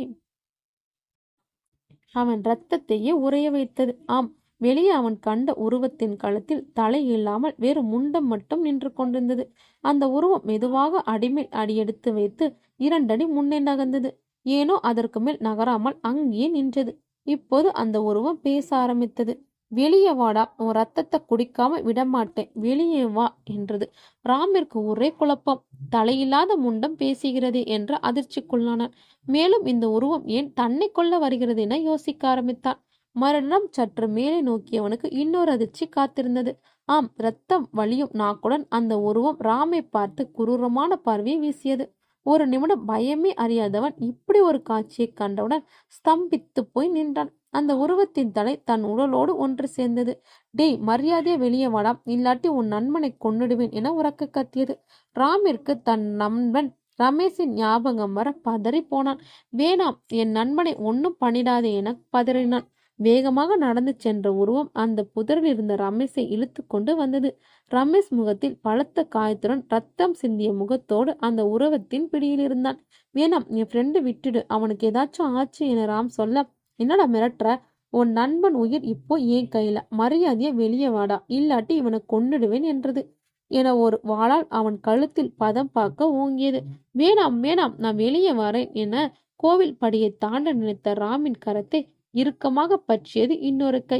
திரும்பி பார்த்த ராம், சித்தரே, என்னை விடுங்க, என் ஃப்ரெண்ட் ரமேஷ் உயிர் ஆபத்தில் இருக்கு, என்னை தடுக்காதீங்க, என்னை போக விடுங்க என பரபரத்தான் ராம்.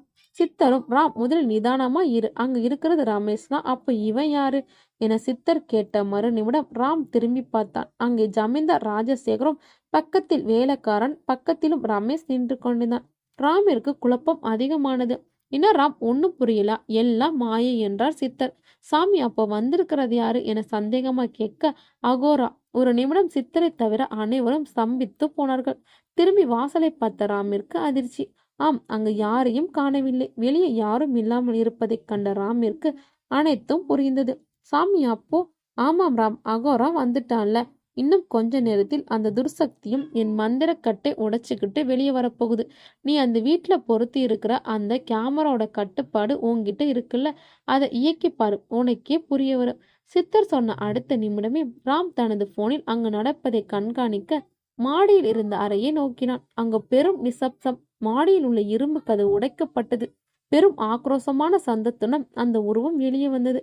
அதை பார்த்த சித்திரை தவிர வேலைக்காரர்கள் கந்தசாமி, ரமேஷ், ராஜசேகர் என அனைவரின் இதயமும் அந்த பயங்கரமான உருவத்தை கண்டவுடன் நின்று போனது போல் இருந்தது இதயம்.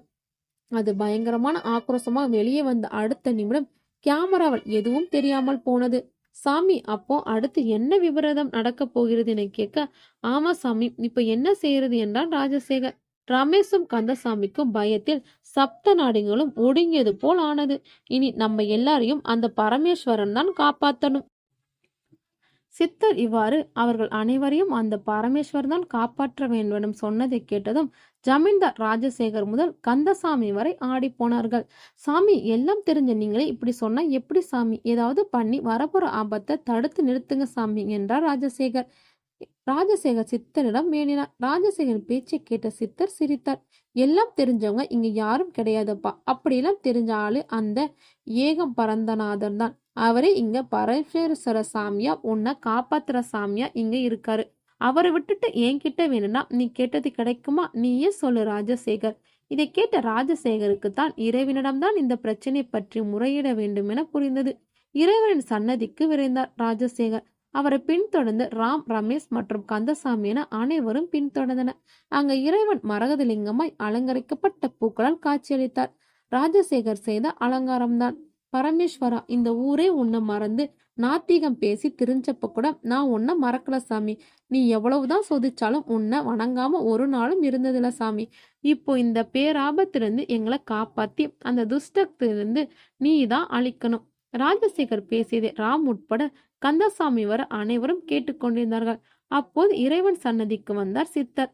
ராஜசேகர், அந்த துஷ்ட சக்தியை யாராலும் அழிக்க முடியும்னு நீயே ராம் கிட்ட கேளுப்பா. ராஜசேகர் ஆச்சரியமாக ராமை பார்த்தார். ராம், உங்களுக்கு தெரியுமா தம்பி? சொல்லுங்க தம்பி, சொல்லுங்க என்றார் ராஜசேகர். ஜமீன்தாரே, அந்த துஷ்ட சக்தியை 3 பேரை தவிர யாராலும் அழிக்க முடியாது. இதை கேட்டுக்கொண்டிருந்த ரமேஷ் ஆர்வம் தாங்காமல் கேள்வி கேட்டான். ராம், யாரோட அந்த 3 பேரு? கந்தசாமிக்கு யார் அந்த 3 பேர் என்ற ஆர்வம் தொற்றிக்கொண்டது. தம்பி, யார் தம்பி அந்த 3 பேரு? சீக்கிரம் சொல்லுங்க தம்பி என்றான் கந்தசாமி. சொல்றேன். முதலாம் ஆள் அகோரா. இதை கேட்ட ராஜசேகர் சோகமானார். அது எப்படி தம்பி? அந்த துர்சக்தியை உருவாக்கின அவனே அதை அழிப்பான். பொறுங்கய்யா, இன்னும் இருக்கு. 2ஆம் நபர் சாக்ஷாத் இந்த பரமேஸ்வரர் தான், உங்க குலதெய்வம். இதை கேட்ட கந்தசாமி முதல் ரமேஷ் மற்றும் ராஜசேகர் ஆகியோருக்கு ஒரு நம்பிக்கை பிறந்தது. ராம், அப்ப யாருடா அந்த 3ஆவது ஆள்? அது தெரியலடா ரமேஷ், அது தெய்வ ரகசியம்னு நினைக்கிறேன். அகோரா அதை அழிக்க மாட்டான். பரமேஸ்வரன் அருள் புரிவாரை தவிர அவர் அதை அழிக்க மாட்டார். அந்த துஷ்ட சக்தியை அவன்தான் அழிக்கணும். இதை கேட்ட அனைவரும் குழம்பினார்கள். சித்தர் சாமி, உங்களுக்கு அந்த 3ஆவது ஆள் யாருன்னு தெரியும்னு நினைக்கிறேன். சொல்லுங்க சாமியார், அந்த யார் அந்த துஷ்டக்தியை அழிக்க போற தெய்வ சக்தி என கேட்க ராமும், ஆமா சாமி, யார் அந்த 3ஆவது நபர்? ரமேஷும், சாமி உங்களுக்கு நிச்சயம் தெரிஞ்சிருக்கணும், சொல்லுங்க சாமி. கந்தசாமியும், தயவு செஞ்சு சொல்லுங்க சாமி என அனைவரும் சித்தரிடம் வேண்டினார்கள். ராஜசேகர், அந்த 3ஆம் நபர் உன் வம்சத்தை சார்ந்தவர்தான். இதை கேட்டு அனைவரும் அதிர்ந்தார்கள். சாமி, என் வம்சத்துல நான் தான் மிச்சம் இருக்கேன் என்றான் ராஜசேகர். நீ கிடையாது ராஜசேகர், ஆனா அவன் உன் வம்சத்தை சார்ந்தவன் தான். சாமி, ஒருவேளை யாராவது எங்க தூரத்து சொந்தமா இருக்குமோ, அவன் யாரா இருந்தாலும் அவனுக்கு என் உயிரை கொடுப்பேன் சாமி. இதை கேட்ட சித்தர் பரமேஸ்வரன் நோக்கி சிரித்தார். பரமேஸ்வரையா, உன் திருவிளையாடல் இதுவும் ஒன்னா? ராஜசேகர், ஏற்கனவே நீ அவனுக்கு உயிர் கொடுத்தவன் அப்பாம், திரும்பவும் எதுக்கு தரணும்? சாமி, புரியலையே. ராம் உட்பட அனைவரும் குழம்பினார்கள். அவன் உன் ரத்தம்தான் ராஜசேகர். இதை கேட்ட ராஜசேகர் சந்தோஷப்பட்டார். உடனே பரமேஸ்வரன் மேல் இருந்த பூ கீழே விழுந்தது. ஆமா சாமி, அவன் ஏன் ரத்தம் தான். இதை கேட்ட ரமேஷும் கந்தசாமிக்கும் ஒன்றும் புரியவில்லை. ஜமீன்தாரோட ஒரே மகனும் இறந்துட்டானே, அப்புறம் எப்படி என யோசித்தனர். அப்போது கந்தசாமி பேச ஆரம்பித்தான். ஜமீன் ஐயா, உங்களோட ஒரே மகனும் இறந்து போயிட்டாரே, அப்புறம் எப்படிங்க ஐயா? அதற்கு ராஜசேகர் புன்னகைத்தார். இப்போது அந்த குழப்பம் ரமேஷுக்கும் தொற்றிக்கொண்டது. ஆமா ராஜசேகர் சார், உங்க பையன்தான் அந்த துர்சக்தியில இறந்துட்டானே, அப்புறம் எப்படி அவன் திரும்பவும் வர முடியும் என்றார் ரமேஷ். இதை கேட்ட ராஜசேகர் சிரித்தார். என் ஒரு மகன் இறந்தா என்ன, என் இன்னொரு மகன் இருக்கான்ல. ரமேஷுக்கு மேலும் அதிர்ச்சியானது. கந்தசாமிக்கு இது அதிர்ச்சி தான். ஐயா, நான் உங்க ஜமீன்ல பெரியயா ராஜமாத்தண்ணன் காலத்துல இருந்து வேலை செய்யறேன். எனக்கு கூட தெரியாதுங்களே உங்களுக்கு இன்னொரு மகன் இருக்கிறது, அப்புறம் எப்படிங்க ஐயா இது? இதை கேட்ட ராஜசேகர் பதிலுரைத்தார். என் இளைய மகன் ராஜபூபை தான் இறந்து போயிட்டான். ஆனா என் மூத்த மகன் ராஜாராம் உயிரோட தான் இருக்கணும். நிச்சயம் அந்த துர்சக்தியை அழிக்க போறது அவனாதான் இருக்கணும். அவன் சின்ன வயசுல காணாம போயிட்டான். இதை கேட்டு ரமேஷும் கந்தசாமியும் ஆச்சரியப்பட்டார்கள். ஆனால் ராம் சாதாரணமாக இதையெல்லாம் பார்த்து கொண்டிருந்தான். இதை கவனித்த ரமேஷுக்கும் கந்தசாமிக்கும் ஒன்றும் புரியவில்லை. ரமேஷ் பேச ஆரம்பித்தான். டே ராம், பாத்தியாடா, ஜமீன்தாரோட மூத்த மகன் உயிரோட தான் இருக்காராம். இது ஒரு நல்ல தகவல். இப்போ நம்ம எல்லாரையும் காப்பாத்துறது அவர்தான். ராம் தம்பி, எங்கேயோட ரம்சம் அழிஞ்சிடுச்சேன்னு வருத்தப்பட்டேன். ஆனா அந்த பரமேஸ்வரன் எங்க ஐயாவோட வம்சத்தை கைவிடல. ரொம்ப சந்தோஷமா இருக்கு தம்பி. இதெல்லாம் கேட்டு புன்னகைத்தான் ராம். சித்தர் சாமி, இப்போ என் மகன் ராஜாராம எங்க போய் தேடுறது? சின்ன வயசுல காணாம போன எங்க போய் தேடுவது என பதபதித்தார். ராம், போதும்பா உன் கண்ணாமூச்சி விளையாட்டு, நீயே அந்த ரகசியத்தை சொல்லிவிடு என அனைவரும் ராமையை ஆவலாக பார்த்தனர். இப்போது ராம் ராஜசேகரை நோக்கி பேச ஆரம்பித்தார். அப்பா, நான் தான் உங்க மகன் ராஜாராம். சின்ன வயசுல உங்களையும் அம்மாவையும் விட்டுட்டு காணாம போனவன். இது இப்போ உங்க முன்னாடி நிக்கிறேன்ப்பா என்றான் ராம். இதை கேட்டதும் அனைவரும் அதிர்ச்சியாகினர். ஆனால் ராஜசேகருக்கு ஏனோ ஒரு இனம் புரியாத சந்தோஷம். ஓடி வந்து அவனை கட்டி அணைக்க நினைத்தவர் சித்தரிடம் திரும்பினார். சாமி, ராம் தான் என் மகன் ராஜாராம்னு நான் எப்படி நம்புறது? இதைத்தான் கந்தசாமியும் கேட்டான். ரமேஷ் ஒன்றும் புரியாமல் தன் நண்பன் ராமியே பார்த்து கொண்டிருந்தான். நான் சொல்றதை விட அந்த பரமேஸ்வரன் சொன்னா நம்புவல்ல ராஜசேகர்? நிச்சயமா நம்புவேன் சாமி. எனக்கு என் சந்தேகம் தெளிவடைஞ்சா போதும். சரிப்பா, நல்லது. உன் வம்சத்தை, அதாவது உன் ரத்த பந்தத்தை தவிர இந்த கோவில்ல பரமேஸ்வரன் கிட்ட இருக்கிற விசேஷ விளக்க உங்க வம்சாவளியை தவிர வேற யாராலும் ஏற்ற முடியாதுன்னு உனக்கு தெரியும்ல? ஆமா சாமி. ராம், போய் அந்த தீபத்தை ஏத்துப்பா. சரிங்க சாமி என்ற ராம் சென்று பரமேஸ்வரனை வணங்கிவிட்டு அந்த விசேஷ தீபத்தை ஏற்றினான். தீபம் மகாஜோதியை போல் ஜொலித்தது. பரமேஸ்வரன் மேல் இருந்த பூ கீழே விழுந்தது. இதை கண்ட ராஜசேகர் முதல் ரமேஷ் மற்றும் கந்தசாமி வரை சந்தோஷமானார்கள். ராஜசேகர் ஓடி வந்து ராமை கட்டி கொண்டார். அப்பா, நான் தான் உங்க மகன் ராஜாராம், ராஜா மாத்தாண்ட ஜமீன்தோட பேரன். நம்புறேன்ப்பா, நம்புறேன் என ஆனந்த கண்ணீர் சிந்தினார். ராஜசேகர் ராமுக்கு நீதான் அவன் அப்பான்னு அவனுக்கு முன்னாடியே தெரியும். ஆனா அவனுக்கு அந்த வீட்டை பத்தின பிரச்சனையும் கோவிலை பத்தின பிரச்சனையும் தெரிஞ்சுக்கத்தான் ஒரு வெளியாளவனுக்கும் அறிமுகமானான். இதுக்கு எதிரிகளுக்கு தெரிஞ்சா உசாரடைவாங்கன்னு தான் அவன் வெளிக்காட்டிக்கல. இது அவன் நண்பன் ரமேஷுக்கு கூட தெரியாது. ஆண்டவனோட திருவிடையாளர் பாத்தியா ராஜசேகர்? எந்த வம்சம் அழியணும்னு உன் எதிரிங்க ஆசைப்பட்டாங்களோ அதை முறியடிச்சிட்டாரு அந்த பரமேஸ்வர சாமி. ஆமா சாமி, அந்த பரமேஸ்வரன் என்ன கைவிடல, என் வம்சத்தை காப்பாத்திட்டாரு. சிவசிவா என்பவருக்கு ஒரு நாளும் அபாயம் இல்லைன்னு சொல்லுவாங்க. அது சரிதான் சாமி. ரமேஷும், ராம் இதை என்கிட்ட சொல்லவே இல்லையாடா, பழைய கில்லாடிடா நீ என சிரித்தான். அனைவரும் கலகலப்பாக சிரித்தன. இவர்கள் பேசிய அனைத்தையும் இரு ஜோடி காதுகள் பார்த்து கொண்டிருந்தன. அடுத்தது என்ன சாமி திட்டம் என ராஜசேகர் கேட்க, அந்த துஷ்ட சக்தியை அழிக்கணும். வெளியே இருந்து அந்த இரு ஜோடி காதுகளுக்கு சொந்தக்காரர்கள் உள்ளே வந்து பேசினார்கள். நாங்க இருக்கிற வரைக்கும் அது நடக்காதுடா. அவர்களை பார்த்த ராம் அதிர்ச்சியானா. நீங்களா என ராம் அதிர்ச்சி அடைந்தார் ராம். ஆனால் அவர்களை பார்த்து அவன் சிரித்தார். நீங்களா? நீங்க எப்படி போலீஸ்ல இருந்து தப்பிச்சிங்க? அதற்கு சங்கரலிங்கமும் அவன் மகன் ராஜதுரையும் நக்கலாக பதிலளித்தார்கள். புடிச்சு கொடுத்த எல்லாம் முடிஞ்சதா? ராணுவமே வந்தாலும் அவங்க கிட்ட இருந்து தப்பிச்சிடுவோண்டா. போலீஸ்லாம் எம்மாத்தம். இதை கேட்ட ராம் முதல் ராஜசேகர் வரை அனைவரும் ஆடி போய் விட்டார்கள். ஆனால் சித்தர் மட்டும் மர்மமாக புன்னகைத்தார். கொலகார பாவிங்களா, போலீஸ் கிட்ட இருந்து தப்பிச்சு இங்க எதுக்குடா வந்தீங்க என ராஜசேகர் கேட்க, என்னைய ஜமீன்தாரை ஒன்னும் தெரியாத மாதிரி கேட்கிற, உங்க எல்லாரையும் கொன்னு போடதான் நானும் என் மகனும் தப்பிச்சு வந்தோம். இதை கேட்ட கந்தசாமிக்கும் ரமேஷுக்கும் பயம் தொண்டையே கவியது. நீங்க நினைக்கிறதெல்லாம் நடந்துடுமா? மரியாதையா போயிடுங்க என்றான் ராம். டே ராம், நீ எங்க தொழில் எதிரின்னு தான் நினைச்சோம். ஆனா எப்போ நீ ஜமீன் வாரிசுன்னு தெரிஞ்சதோ உன்னை கொல்லணுங்கிற வெறி அதிகமாயிடுச்சுடா. ராஜதுரை, ஆமாப்பா, இவனை துண்டு துண்டா வெட்டணுப்பா, அப்போதான் என் ஆத்திரம் அடங்கும் என சொல்ல, இதை கேட்ட ராஜசேகரன் ரத்தம் கொதித்தது. நான் இருக்கும்போது என் மகனை கொன்னுடுவியா? எச்சரிக்கிற, மரியாதையா போயிடுங்க என்றார் ராஜசேகர். பாருடா, மகனோட பாசத்தை, நான் அப்பனை கொல்றேன், நீ மகனை கொல்லுடா என்றான் சங்கரலிங்கம். போற்றுவோம்ப்பா என்றான் ராஜதுரை. அதுவரை அமைதியா இருந்த கந்தசேமும் ரமேஷும் பேச ஆரம்பித்தார்கள். டே சங்கரலிங்கம், எங்க ஐயாவையும் சின்ன ஜமீன் ஐயாவும் ஏதாச்சும் ஆச்சு உன்னை கொன்னு புற்று வேண்டாம் என்றான் கந்தசாமி. டே ராஜதுரம், என் ஃப்ரெண்ட் ராம் மேல கை வச்ச உன்னை உண்டு இல்லைன்னு பண்ணிட வேண்டாம் என்றான் ரமேஷ். இதை கேட்ட சங்கரலிங்கம் ராஜதுரையும் பலமாக சிரித்தார்கள். என்னங்கடா விசுவாசவாம், அப்பா பேசுனது போதும், இவங்க கதையை முடிப்போம் என்றான் ராஜதுரை. சொல்லிவிட்டு கையில் கத்தியோடு இவர்களை நோக்கி நடக்க ஆரம்பித்தான். அப்போது ராம் அவன் கைத்துப்பாக்கி எடுத்து ராஜதுரையின் முன் நீட்டினான். அடுத்த நுரை ராஜதுரை சிலை போல் நின்றுவிட்டான். ராஜசேகரம் தன் பங்குக்கு இன்னொரு துப்பாக்கி எடுத்து சங்கரலிங்கத்தை நோக்கி குறிவைத்தார். சங்கரலிங்கமும் ஸ்தம்பித்து போனான். என்னங்கடா ட்ரிகரை அழுத்தவா என ராம் கேட்க, சங்கரலிங்கம் நாயை சுடுற மாதிரி உன்னையும் உன் மகனையும் சுட்டு தள்ளிடுவோண்டா என்றார் ராஜசேகர். உடனே ராஜதுரையும் சங்கரலிங்கம் தங்கள் கையில் இருந்த அருவாளையும் கத்தியும் தூர வீசினார்கள். அந்த பயம் இருக்கட்டும், கை கட்டி வாய்ப்பொத்தி மண்டியிடுங்க என்றான் ராம். அதட்டவும் இருவரும் வேறு வழி என்று அவன் சொல்லுக்கு கட்டுப்பட்டார்கள். அப்போது ரமேஷ் பேச ஆரம்பித்தான். ராம், போலீஸுக்கு சொல்லிடுவோமாடா என்றான் ரமேஷ். ஊருக்குள்ள அந்த துஷ்ட சக்தி அழிக்கிற வரைக்கும் யாரும் வரக்கூடாது. அது வீட்டை விட்டு வெளியே வர வாய்ப்பு இருக்கு. அதனால அப்போ போலீஸ்க்கு போன் பண்ணி விவரத்தை சொல்லிடுங்க. அவங்க இங்க வர வேண்டாம். கோவிலுக்கு வெளியே போறது இப்போ ஆபத்து. இதுக்கு என்னதாண்டா வழி? இவங்களை என்ன பண்றது? எத்தனை நாளைக்கு நாம வெளியே போகாம இருக்க முடியும் என்றான் ராஜசேகர். அதுவரை மௌனமா இருந்த சித்தர் பேச ஆரம்பித்தார். நாளிலிருந்து சரியா 3வது நாள் எல்லா பிரச்சனையும் முடிய போகுது. நாளை துர்சக்தி அழிவது உறுதி. அதன் மறுநாள் இப்பாவிகள் இருவரும் அழிவார்கள். இறுதி நாளன்று கொடும்பாவி அகோரி அழிவான். இப்போதைக்கு இவர்களை இங்கேயே கட்டி போடுங்கள் என சித்தர் சொன்னதை கேட்டு சங்கரலிங்கமும் ராஜதுரையும் அதிர்ச்சியாக ராம் முதல் கந்தசாமி வரை அனைவரும் மகிழ்ச்சியானார்கள். அதுக்கேற்ப கோவில் மணி அடித்தது. நல்ல சகுனத்தையும் உணர்த்தியது. ராம் சித்திரன் பேச்சை கேட்டவுடன் யோசனையில் ஆழ்ந்தான். இதை கவனித்த சித்தர் ராமின் மனநிலை அறிந்து பேச ஆரம்பித்தார். என்னப்பா ராம், ஆழ்ந்த சிந்தனையில் இருக்கிற மாதிரி தெரியுதே. நீ நினைக்கிறது எனக்கு புரியுது. ஆமாம் சாமி, எப்படி நாளைக்கு அந்த துர்சக்தி அழியும்னு சொல்றீங்க? அது அவ்வளோ சாதாரணமா அழியும்னு எனக்கு நம்பிக்கை இல்லை.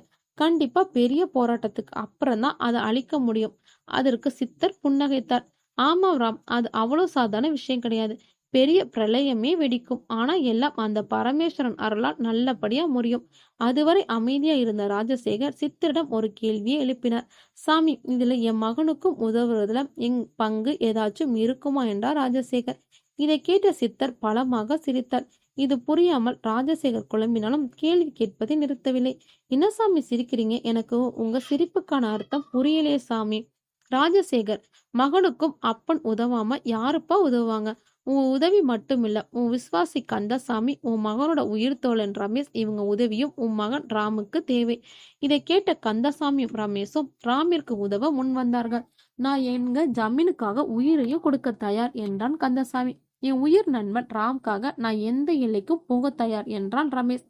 இருவரும் சொல்லுங்க சாமி, நாங்க என்ன செய்யணும் என கேட்க சித்தர் சங்கரலிங்கத்தையும் ராஜதுரையும் ஒரு பார்வை பார்த்தார்கள்.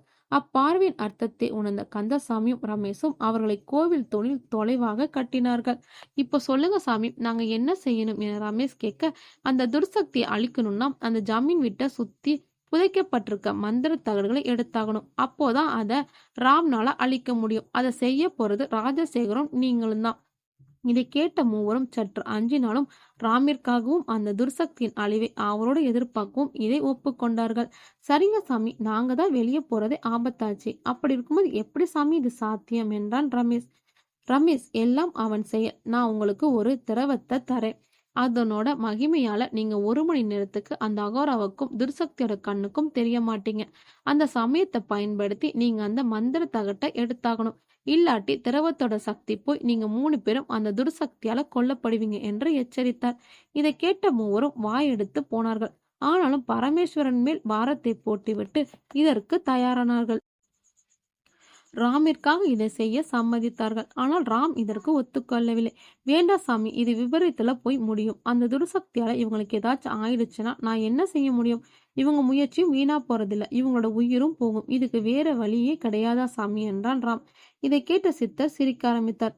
ராம், உன் பேச்சு வேடிக்கையா இருக்குப்பா. அவங்க உயிருக்கு எந்த ஆபத்தும் வரக்கூடாதுன்னு தான் இவங்களுக்கு திரவத்தையே தரப்போறனே. அப்புறம் என்ன கவலை?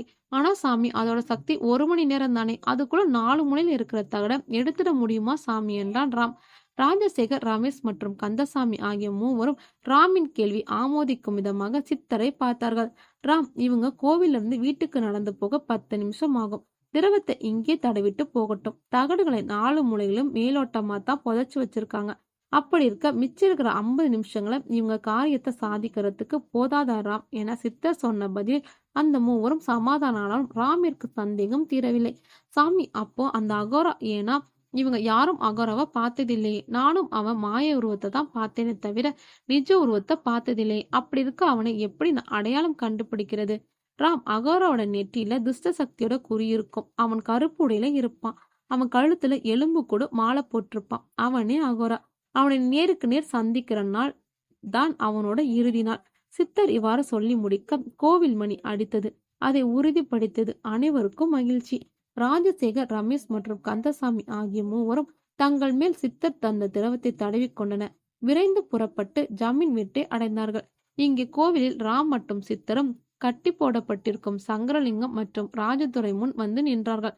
பாவிங்களா, உங்களுக்கும் அவன் இருக்கும் இடத்தில் தங்க இடம் கொடுத்துள்ளான் அந்த பரமேஸ்வரன். அவனுக்கு போய் துரோகம் நினைக்கிறீர்களே, உங்களுக்கு மரணம் சர்வ நிச்சயம் என கோபமாய் பேசினார் சித்தர். அதை கேட்ட சங்கரலிங்கமும் ராஜதுரையும் நக்கலாக பதில் சொன்னார்கள். அடப்போயா, அகோரா வந்துட்டால இனி இந்த ஜமீன் குடும்பம் அதோ கதிதான் என்றான் சங்கரலிங்கம். சரியா சொன்னீங்கப்பா.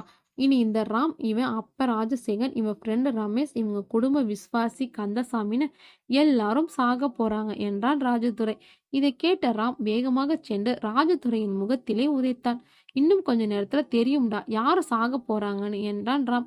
ராம், குறைக்கின்ற நாய் இவர்கள். இவர்களுக்கான தண்டனை நிச்சயம் உண்டு. நீ வா, நாம் சென்றும் யாகத்துக்கு உண்டான ஏற்பாடுகளை செய்வோம் என்றார் சித்தர். ராமை அழைத்து சென்றார்.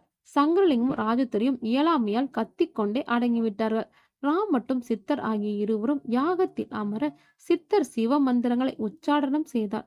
ராம் சிவனை நோக்கி ஓம் நமச்சிவாய மந்திரத்தை உச்சாடனம் செய்தான். அங்கே ஜமீன் வீட்டை அடைந்த மூவரும் பேரதிர்ச்சி காத்திருந்தது. காரணம், வீட்டு வெளியே அகோரி நின்று கொண்டிருக்க அவனுக்கு மேலே அவனை சுற்றி அந்த ஆபத்தான துர்சக்தி வட்டமடித்து கொண்டிருந்தது. அதன் பார்வை வீட்டையே நோட்டமிட்டு கொண்டிருந்தது. மூவரும் திரவத்தின் உதவியால் அவர்கள் கண்களுக்கு தெரியவில்லை. அந்த துர்சக்தியின் கண்களுக்கும் இவர்கள் தெரியவில்லை. ராஜசேகர் முதலில் அனைவரோடு வீட்டின் முன்புறம் உள்ள 2 மூலைகளும் தகடுகளை தோண்டி எடுக்க முடிவு செய்தார். வீட்டின் பின்புற மூலைகளை அடைந்தார்கள். அங்கிள், எதுக்கு நாம பின்பக்கம் வந்தோம்? முதல்ல முன்பக்கம் உள்ள தகடுகளை எடுத்திருக்கலாமே என்றான் ரமேஷ். ஆமாங்க ஐயா, எனக்கும் ரமேஷ் தம்பி சொல்றதா சரின்னு படுது என்றான் கந்தசாமி. புரியாம பேசாதீங்க. முன்பக்கம் அகோராவும் துர்சக்தியும் இருக்கு. என்னதான் நாம எங்களுக்கு தெரியாட்டியோ மண்ணை தோண்டும் போது அந்த அசைவு அவனுக்கு தெரிஞ்சிடும். நிச்சயம் ஏதாச்சும் தடுப்பான். அவனோட போராடுறதுக்குள்ள நேரம் விரயமாகி ஒரு தகட்டை எடுக்காம நம்ம செத்துதான் போகணும். அதனால முதல்ல இதை எடுத்து வச்சுப்போம். அப்புறம் அதுக்கு ஒரு வழி பிறக்காமையா போயிடும். ஆமா அங்கிள், இதை நான் யோசிக்கலையே. சரி, நான் இந்த முறையில தோன்றேன். நீங்களும் கந்தசாமி இங்க தோண்டுங்க. சரி ரமேஷ், 20 நிமிஷம் முடிஞ்சிருச்சு, சீக்கிரம் தோண்டுவோம் என்றார் ராஜசேகர். இருவரும் தோண்ட மேலோட்டமாக 2 முனைகளும் தகடுகள் கிடைத்தன. அதை அவர்கள் எடுத்து பத்திரப்படுத்தி பையில் போட்டு கொண்டார்கள். 30 நிமிடங்கள் முடிந்து மீதம் 30 நிமிடங்கள் இருந்தன. முன்வாசலுக்கு வந்த மூவருக்கும் ஏமாற்றம் அடைந்தார்கள். காரணம், அகோரவும் துர்சக்தியும் அகோரவும் அதே இடத்தில் இருந்தார்கள். ராஜசேகர் சிவனை வேண்டினார். அப்போது அங்கே கோவிலில் சித்தர் மந்திர உச்சாரணங்களை அதிகரிக்க யாகத்தில் பெரும் தீ உதிர்த்து அடங்கியது. அங்கே ஜமீன் வீட்டினுள் ஏதோ சத்தம் கேட்க அகோரா துர்சக்தியை பார்க்க சொல்லி கட்டளையிட அதுவும் உள்ளே சென்றது. மறுபுறம் சூறைக்காற்று அகோராவை நோக்கி வீச அவன் வீட்டினுள்ளே தூக்கி வீசப்பட்டு வீட்டின் கதவு அடைக்கப்பட்டது. துர்சக்தியும் அகோராவும் எவ்வளவு போராடியும் வெளியே வர முடியவில்லை. இந்த சந்தர்ப்பத்தை பயன்படுத்தி கொண்டு ராஜசேகர், ரமேஷ் ஆகிய மூவரும் 2 மூலைகளும் வேகமாக தோண்ட தகடுகள் இவர்கள் கைக்கு சிக்கியது. அதை எடுத்து பையில் போட்டுக்கொண்டு பாக்கியுள்ள 10 நிமிடங்களில் கோவிலை நோக்கி ஓட ஆயத்தமானார்கள். இவர்கள் கிளம்பியதும் ஜமீன் வீட்டில் கதவு திறந்தது. அகோராவுக்கு ஏதோ சரியாக படவில்லை. உடனே வீட்டில் 4 மூலைகளும் பார்க்க அங்கே தோண்டிய அடையாளங்கள் தென்பட்டன. உடனே பேரதிர்ச்சியானாலும் சுதாரித்த துர்சக்தியை கோவில் அருகே செல்ல கட்டளையிட்டான். அதுவும் விரைந்து அந்த மூவருக்கு முன்பாகவே கோவிலை அடைந்து உள்ளே செல்ல முடியாதால் வாசலில் காத்திருந்தது. அதன் வருகையை உணர்ந்த சித்தர் மர்மமாக புன்னகைத்தார். கந்தசாமிக்கு மூச்சு வாங்கியதால் 10 நிமிடம் முடிந்து கோவிலை வந்தடைந்தார்கள். மூவரும் வந்தவர்களுக்கு கோவில் வாசல் முன்பு துர்சக்தி காத்திருந்தது. மூவரும் பயத்தில் உறைந்து நிற்க அவர்களை தாக்க பாய்ந்து வந்த துர்சக்தியை தகடிலிருந்து வந்த சக்தி தடுத்து நிறுத்தியது. கோவில் உள்ளே யாகம் நிறைவடைய அந்த யாகத்தில் ஒரு சூலாயுதம் தோன்றியது. அதை எடுக்கும் சித்தர் ராமிடம் சொன்னார். ராம், இதோ அந்த துர்சக்தி அளிக்கும் ஆயுதம். எடுத்து கொண்டு போய் வாயிலில் இருக்கும் துர்சக்தி அழித்துவிடு என்றார் சித்தர். சரிங்க சாமி என சொல்லிவிட்டு வேக வேகமாக கையில் சூலத்தோடு வெளியே வந்தவனை கண்டு முதல் முறையாக அஞ்சி நடுங்கியது துர்சக்தி. ஒரு நடியும் தாமதிக்காத ராம் பாய்ந்து சென்று சூலாயத்தை அதன் கண்களில் சொருகினான். அடுத்த கணம் பெரும் அலறலோடு அது எரிந்து சாம்பலாகியது. அங்கே ஜமீன் வீட்டை விட்டு வெளியே ஓடிக்கொண்டிருந்தான் அகோரா. சிறிது தூரம் ஓடியவன் அங்கு இருந்த மரத்தடியில் அமர்ந்து தன்னை ஆசுவாசப்படுத்திக் கொண்டு தனக்குத்தானே பேசிக்கொண்டான். அந்த துர்சக்தி அழிஞ்ச அறிகுறியா என்னோட பாதி சக்தி போயிடுச்சே, அது அந்த ஜமீனோட வாரிசால தான் அழிக்க முடியும். அப்புறம் எப்படி இது சாத்தியம்? என்னால இன்னும் நம்ப முடியலையே. யார் அந்த துர்சக்தியை அழிச்சு ஜமீனோட வாரிசு என பற்களை கடித்தான். அங்கே கோவிலில் துர்சக்தி அழிக்கப்பட்டதை அறிந்த சங்கரலிங்கமும் அவன் மகன் ராஜதுரையும் அதிர்ச்சியின் உச்சிக்கே சென்று விட்டார்கள். சித்தர் ராமையும் மற்ற மூவரையும் அழைத்தார். ராஜசேகர், அந்த தகடையெல்லாம் கொடு. இனி இதை இந்த கோவில் குளத்துல உள்ள தீர்த்தத்தால அபிஷேகம் பண்ணி இதை புனிதப்படுத்தணும். இவ்வளவு நாள துர்தக்ஷியோட சக்தி வெளிப்படுத்தினாலதான் இந்த தகட நேர்மறை ஆற்றங்களை ஏத்தி இதை பழையபடியே கோவிலோட 4 மூலையிலும் புதைச்சிடணும். அப்பதான் பூதகணங்களோட காவல் திரும்ப இந்த கோவிலுக்கு கிடைக்கும். அப்படியே செய்யுங்க சாமி, இனிமே எல்லாம் நல்லபடியா நடக்கட்டும் என்றார் ராஜசேகர். என்னப்பா ராம், உன் முகத்துல இன்னும் ஏதோ குழப்பம் தெரியுதே, என்னப்பா சங்கதி என சித்தர் கேட்க, எல்லாம் சரிதான் சாமி, இவனுங்களை என்ன பண்றது என சங்கரலிங்கம் மற்றும் ராஜதுரையின் பக்கம் திரும்பினார். சித்தர் பலமாக சிரித்தார். இனி இவங்க விதி முடிஞ்சதுராம். இவங்க செஞ்ச பாவங்களுக்கு எல்லாம் அந்த பரமேஸ்வரனை தண்டனை கொடுப்பாரு. இனி நாம இங்க இருக்க தேவையில்லை, எல்லாரும் வீட்டுக்கு போகலாம்.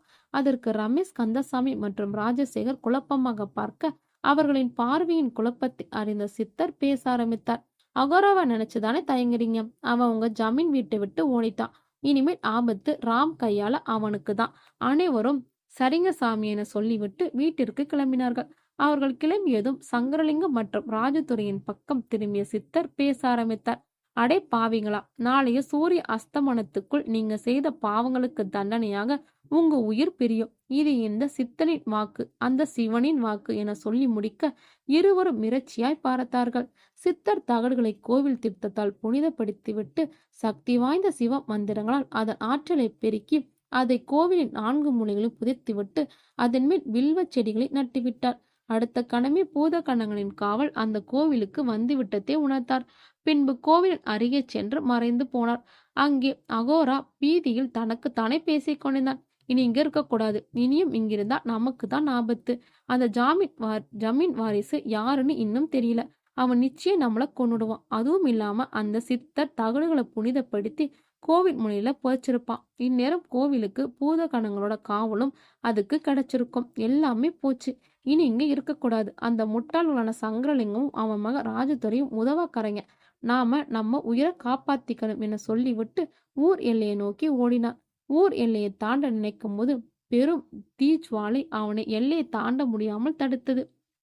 தனக்கு தெரிந்த தம்மிடம் மிஞ்சியுள்ள துர்மந்திரங்களை பிரயோகித்தான். ஆனால் பிரயோகித்த அடுத்த நிமிடமே தூக்கி எறியப்பட்டான். அப்போது அங்கே சிரிப்பு சத்தம் கேட்டது. இது அந்த பூதகணங்களின் அசீரர் குரல் என்பதை அறிந்து கொண்டான். மூடனே, அன்றே சொன்னேன் உன்னிடத்தில், பரமேஸ்வருடன் மோதாதே என்று. கேட்டாயா நீ? இனி உன் முடிவு எமது ஈசனின் அருள் பெற்ற அந்த ஜமீன் வாரிசு கையால் தான் உள்ளது என சொல்லிவிட்டு மறைந்தது. பயத்தின் உச்சிக்கே சென்ற அகோரி ஊரை விட்டு வெளியேற முடியாமல் ஊரின் உள்ளே சோகமாக நடக்க ஆரம்பித்தான். அடுத்த கணமே அவன் மந்திர கால் மதி முக்கால் என சிரிக்க ஆரம்பித்தான். இன்னும் ஊர் மக்களால யாரும் அந்த பரமேஸ்வரனுக்கு பூஜையும் செய்யல, வணங்கவும் இல்லை.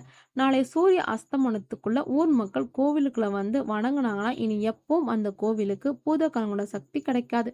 இத்தனை வருஷம் கும்பிடாத ஊர் மக்கள் அவ்வளவு சீக்கிரத்துல மனசு மாதிரி கும்பிடுவாங்களா? இனிமேதான் இருக்க கூத்தே என சிரித்து விட்டு சுடுகாட்டை நொடுக்கி நடக்க ஆரம்பித்தான். அங்கு கோவில சங்கரலிங்கத்தின் கயிறும் ராஜதுரின் கயிறும் கட்டவிழ்க்கப்பட்டது. என்னடா இது மாயமென இருவரும் ஆச்சரியப்பட்டார்கள். அடுத்த கணமே சந்தோஷப்பட்டார்கள். அப்பா, கட்டுதானே அவிழ்ந்துடுச்சு. சங்கரலிங்கம், ஆமாண்டா மகனே, அதான் எனக்கும் ஒரே ஆச்சரியமா இருக்கு. இதுல ஆச்சரியப்படுறதுக்கு ஒண்ணுமே இல்லப்பா. இது அகோரையோட வேலையா கூட இருக்கலாம். உளராதடா ராஜதுரை, அவன் சக்தி இந்த கோவிலுக்குள்ள எடுபடாது. அது மட்டும் இல்ல, பூதகணங்களோட காவல் திரும்பவும் இந்த கோவிலுக்கு கிடைச்சிருக்கு. அப்படி இருக்க இந்நேரம் அவனால இங்க வர முடியாதுடா என்றான் சங்கரலிங்கம். அப்படின்னா இது அந்த சிவனுக்கு காவலா இருக்கிற பூதங்களோட வேலையா இருக்குமாப்பா? சந்தேகமே வேணாம்டா மகனே, இது நிச்சயம் அதுங்களோட வேலைதான். அப்பா, அதுங்க நம்ம கட்ட அவிழ்த்து விட்டுருங்கன்னா இதுல ஏதோ வில்லங்கம் இருக்கிற மாதிரி தெரியுதுப்பா. நம்ம எச்சரிக்கையா இருக்கணும். என்ன நடந்தாலும் சரிடா, இன்னைக்கு அந்த மரகத லிங்கத்தையும் அது கீழே இருக்கிற புதியல் பொக்கிஷங்களும் எடுக்காம போகக்கூடாதுடா என்றான் சங்கரலிங்கம். விதி யாரை விட்டது? காலன் அழைப்பு விடுத்துவிட்டால் மானிடரின் புத்தி கெட்டு நாசமாகும் என்பது தேவ வாக்கு. இதை கேட்டு ராஜதுரை தந்தையின் துணிச்சலை மெச்சினாலும் பூதகணங்களால் ஏற்பட போகும் ஆபத்தை நினைத்து பயப்படவும் செய்தான். அப்பா புரியாம பேசாதீங்க. பூதகணங்களோட காவலை மீறி எப்படி நம்மளால புதையல் எடுக்க முடியும்? சுயநனவோட தான் பேசுறீங்களா? டேய் எல்லாம் புரிஞ்சுதாண்டா பேசுறேன். நம்ம இடுப்புல அகோரா கட்டி விட்ட தாயத்து இருக்கும்போது அதுவே நம்மள பூத பிசாசுங்கள்ட்ட இருந்து காப்பாத்தும். வாடா. கோவிலுக்குள்ள கெட்டவங்க நுழைஞ்சா இந்நேரம் பூதக்கணங்க நம்ம கொன்னு இருக்கோம். ஆனா வரல. ஏன்? நம்ம இடுப்புல இருக்க அகோரா கட்டுன தாயத்து சக்தி வாய்ந்தது. அதுக்கு முன்னாடி இந்த சிவனுக்கு காவல் காக்கிற பூதக்கணங்களோட நம்ம நெருங்க முடியாம இந்த தாயத்தோட சக்தி தடுக்குது. இதை கேட்ட ராஜதுரைக்கு தைரியம் வந்தது. ஆமாப்பா, அதுதான் அதுங்க நம்மள எதுவும் செய்ய முடியாம தானா கட்டவிழ்த்து விட்டுருச்சுங்க போல. இதை பயன்படுத்தி நாம இந்த மரகத லிங்கத்தையும் அடியில இருக்க புதையலையும் எடுத்துட்டு போயிடணும்ப்பா. சபாஸ்டா மகனே, சீக்கிரம் கிளம்பு, வாடா என இருவரும் பரமேஸ்வர சுவாமியின் சன்னிதானத்தை அடைந்தனர். அப்போது ராஜதுரை எகத்தாளமாக சிரித்தான். முட்டாள் பசங்களா, இந்த ஜமீன் குடும்பம் பூதகணங்களோட காவலை நம்பி சன்னிதானத்தை பூட்டாம போயிருக்காங்களேப்பா. அதுவும் வசதியா போச்சு.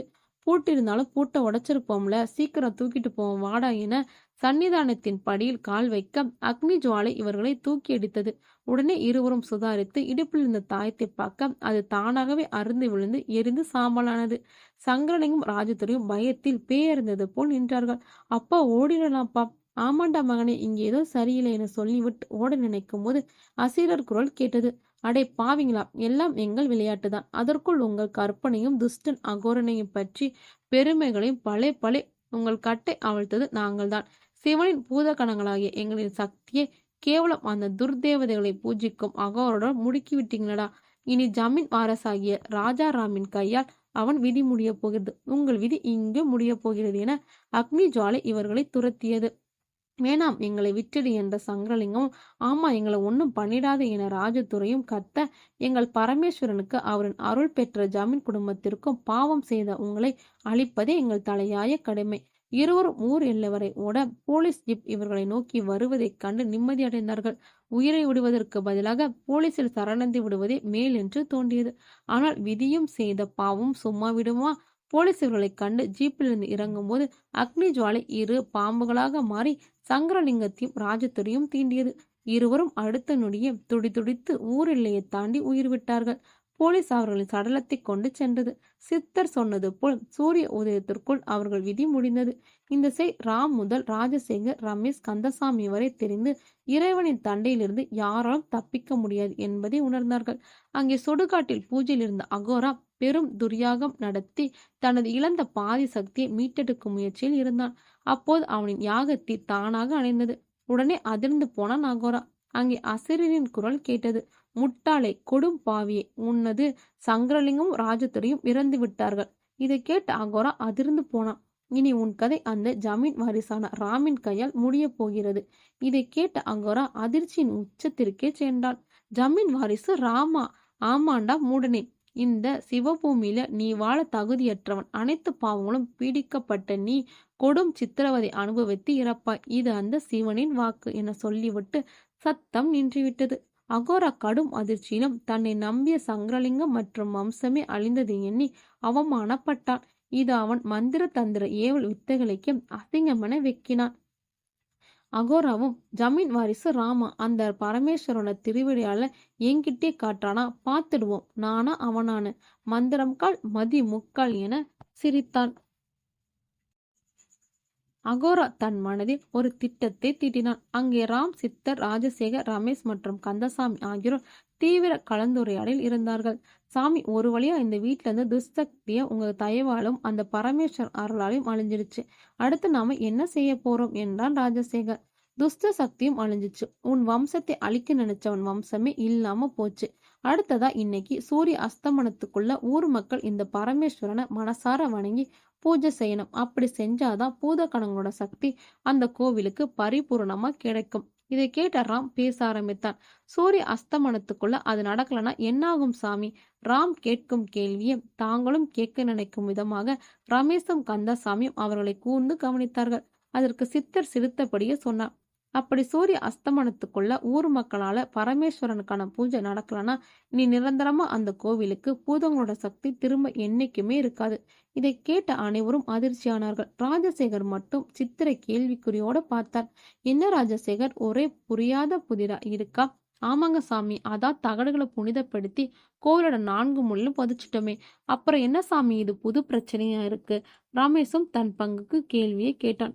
தகடு திரும்ப யாரும் எடுக்காதபடி ஆழமா புதைச்சு அங்க வில்வ செடியும் நட்டுட்டீங்களே சாமி, அப்புறம் இது என்ன புது சிக்கல்? கந்தசாமியும் தன் பங்குக்கு கேள்வி கேட்டான்.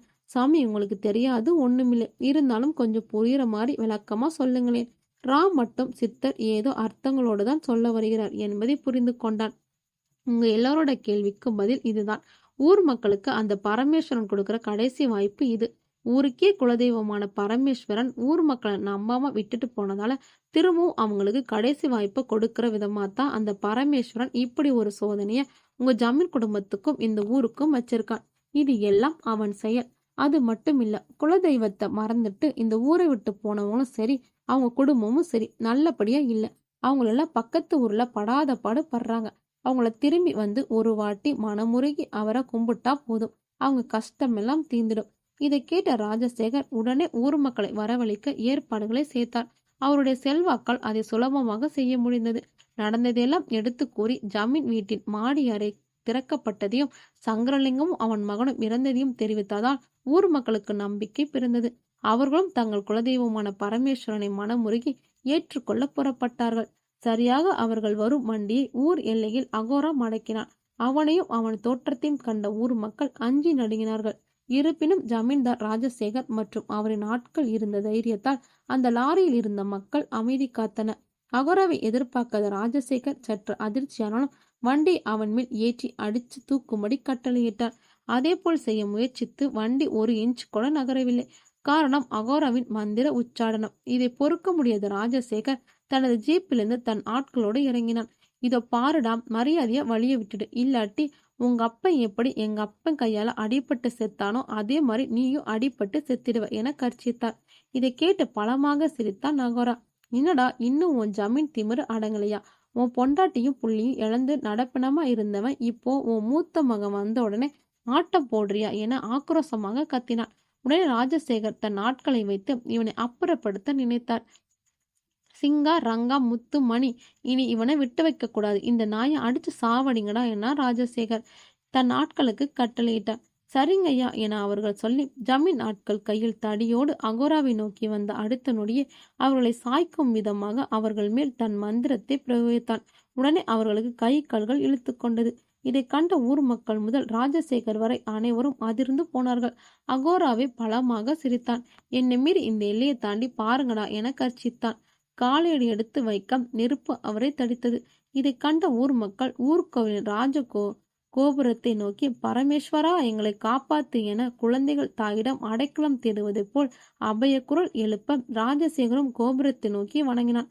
அடுத்த கணமே ஊர் எல்லையை நோக்கி ராம், ரமேஷ், கந்தசாமி மற்றும் சித்தர் ஆகியோர் வந்து கொண்டிருந்தார்கள். ராம் அந்த துர்சக்தியை வதம் செய்ய திருசூலத்தோடு ருத்ர மூர்த்தியை போல் நடந்து வந்து கொண்டிருந்தான். அதை கண்ட அகோரவோ ஒரு கணம் மிரண்டு போனான். அங்கே வந்து நின்றவன், யாரும் பயப்பட வேணாம், நம்ம எல்லாரையும் நம்ம குலதெய்வமான பரமேஸ்வரன் காப்பாத்துவார் என்றான் ராம். சித்தரை நோக்கினான். சித்தர் ஜமீன் ஆட்களை சிவனின் விபூதியை பூசி அவர்களை சரி செய்தார். அவர்களும் குணமாகி ராஜகோபுரத்தை நோக்கி வணங்கினார்கள். அடுத்த கணம் தனது அக்னி தெரிக்கும் பார்வை அகோராவை நோக்கி திருப்பிய ராம் ஊர் மக்களிடம் பேசினான். ஊர் மக்களை, அந்த பரமேஸ்வரனும் எங்க ஜமீன் குடும்பத்தையும் நீங்க நம்புறது உண்மைனா எல்லாரும் ஊர் எல்லையை தாண்டி உள்ளே கோவிலுக்கு போங்க, எந்த தீஜ்வாலையும் உங்களை எதுவும் செய்யாது என சிம்ம குரலில் எழுப்பினான்.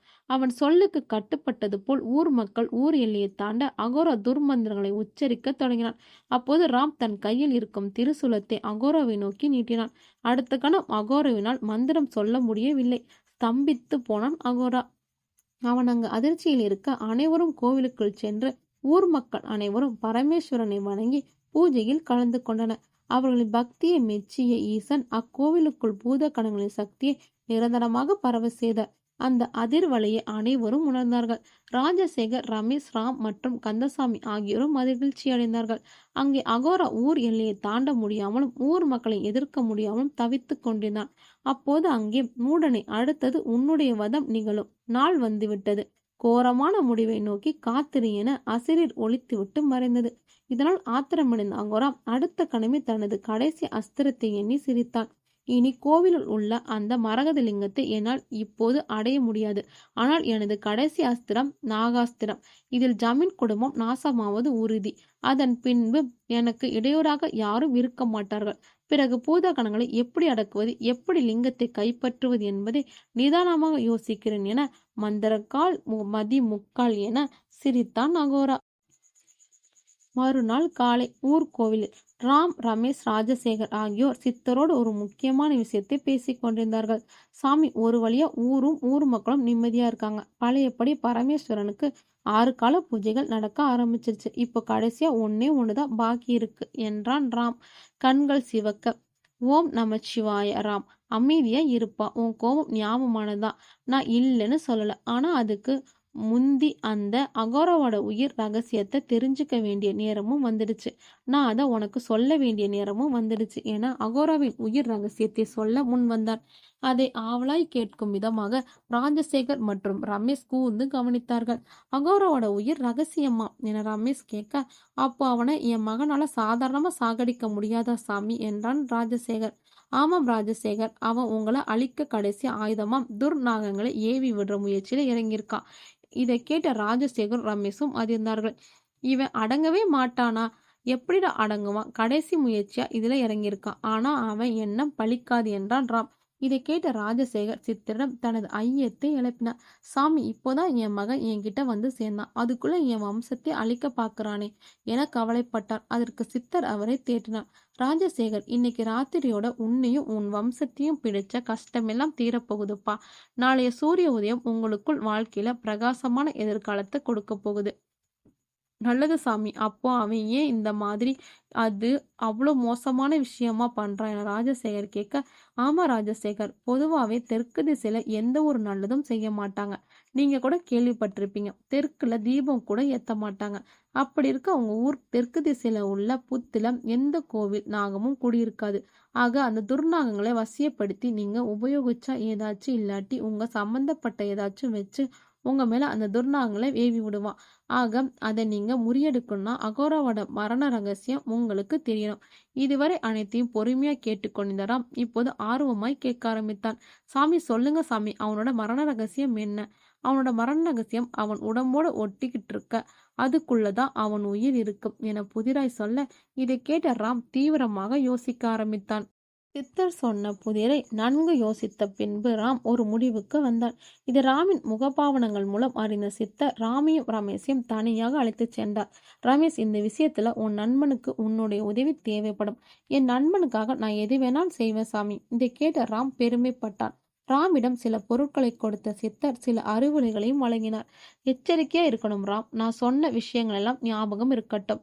எல்லாம் ஞாபகம் இருக்கும் சாமி. நாளைய விடியல் நமக்கானது. இன்னைக்கு அஸ்தமிக்க போற சூரியனோட சேர்த்து அகோரவும் நிரந்தரமா அஸ்தமிக்க போறான். அவன் அழிவு உறுதி. நமச்சிவாய. எல்லாம் நல்லபடியா நடக்கும். உனக்கும் அந்த பரமேஸ்வரனோட அருள் பரிபூர்ணமா இருக்கு. வெற்றி உனக்கு தான். புறப்படுங்க என்றார் சித்தர். ராம் மற்றும் ரமேஷ் அங்கிருந்து விடைபெற்றனர். அங்கே ஜமீன் வீட்டில் ராஜசேகர் கந்தசாமியோட ராம் மற்றும் ரமேஷின் நலனுக்காக பிரார்த்தனை செய்து கொண்டிருந்தனர். ஜமீன் ஐயா, கவலைப்படாதீங்க ஐயா, நம்ம சின்ன ஜமீன் அந்த அகோராவை அழிச்சிட்டு வந்துடுவாரு. நான் அந்த பரமேஸ்வரனை தான் நம்பியிருக்கேன். எல்லாம் நல்லபடியா நடக்கும்னு நம்புறேன். அங்கே சித்தர் கோவிலில் பரமேஸ்வரன் முன்பு தியானத்தில் அமர்ந்திருந்தார். ராம் மற்றும் ரமேஷ் அகோராவை அழிக்க கிளம்பினார்கள். போகும் வழியில் ரமேஷ் தன் சந்தேகங்களை கேட்டான். ஏண்டா ராம், அப்படி என்னடா அகோராவோட உடம்புல இருக்கிற அவன் உயிர் ரகசியம்? அது அவன் கழுத்துல இருக்கிற மண்ட ஓடு மாலைதாண்டா. அதுலதான் அவன் உயிரே இருக்கு. இதை கேட்டு ஆச்சரியமடைந்தான் ரமேஷ். அப்போ அந்த மாலையை அவன்கிட்ட இருந்து எடுத்துட்டா போதும்ல, அவன் அழிஞ்சிடுவான்ல என தன் சந்தேகத்தை கேட்டான். இதை கேட்டு சிரித்தான் ராம்.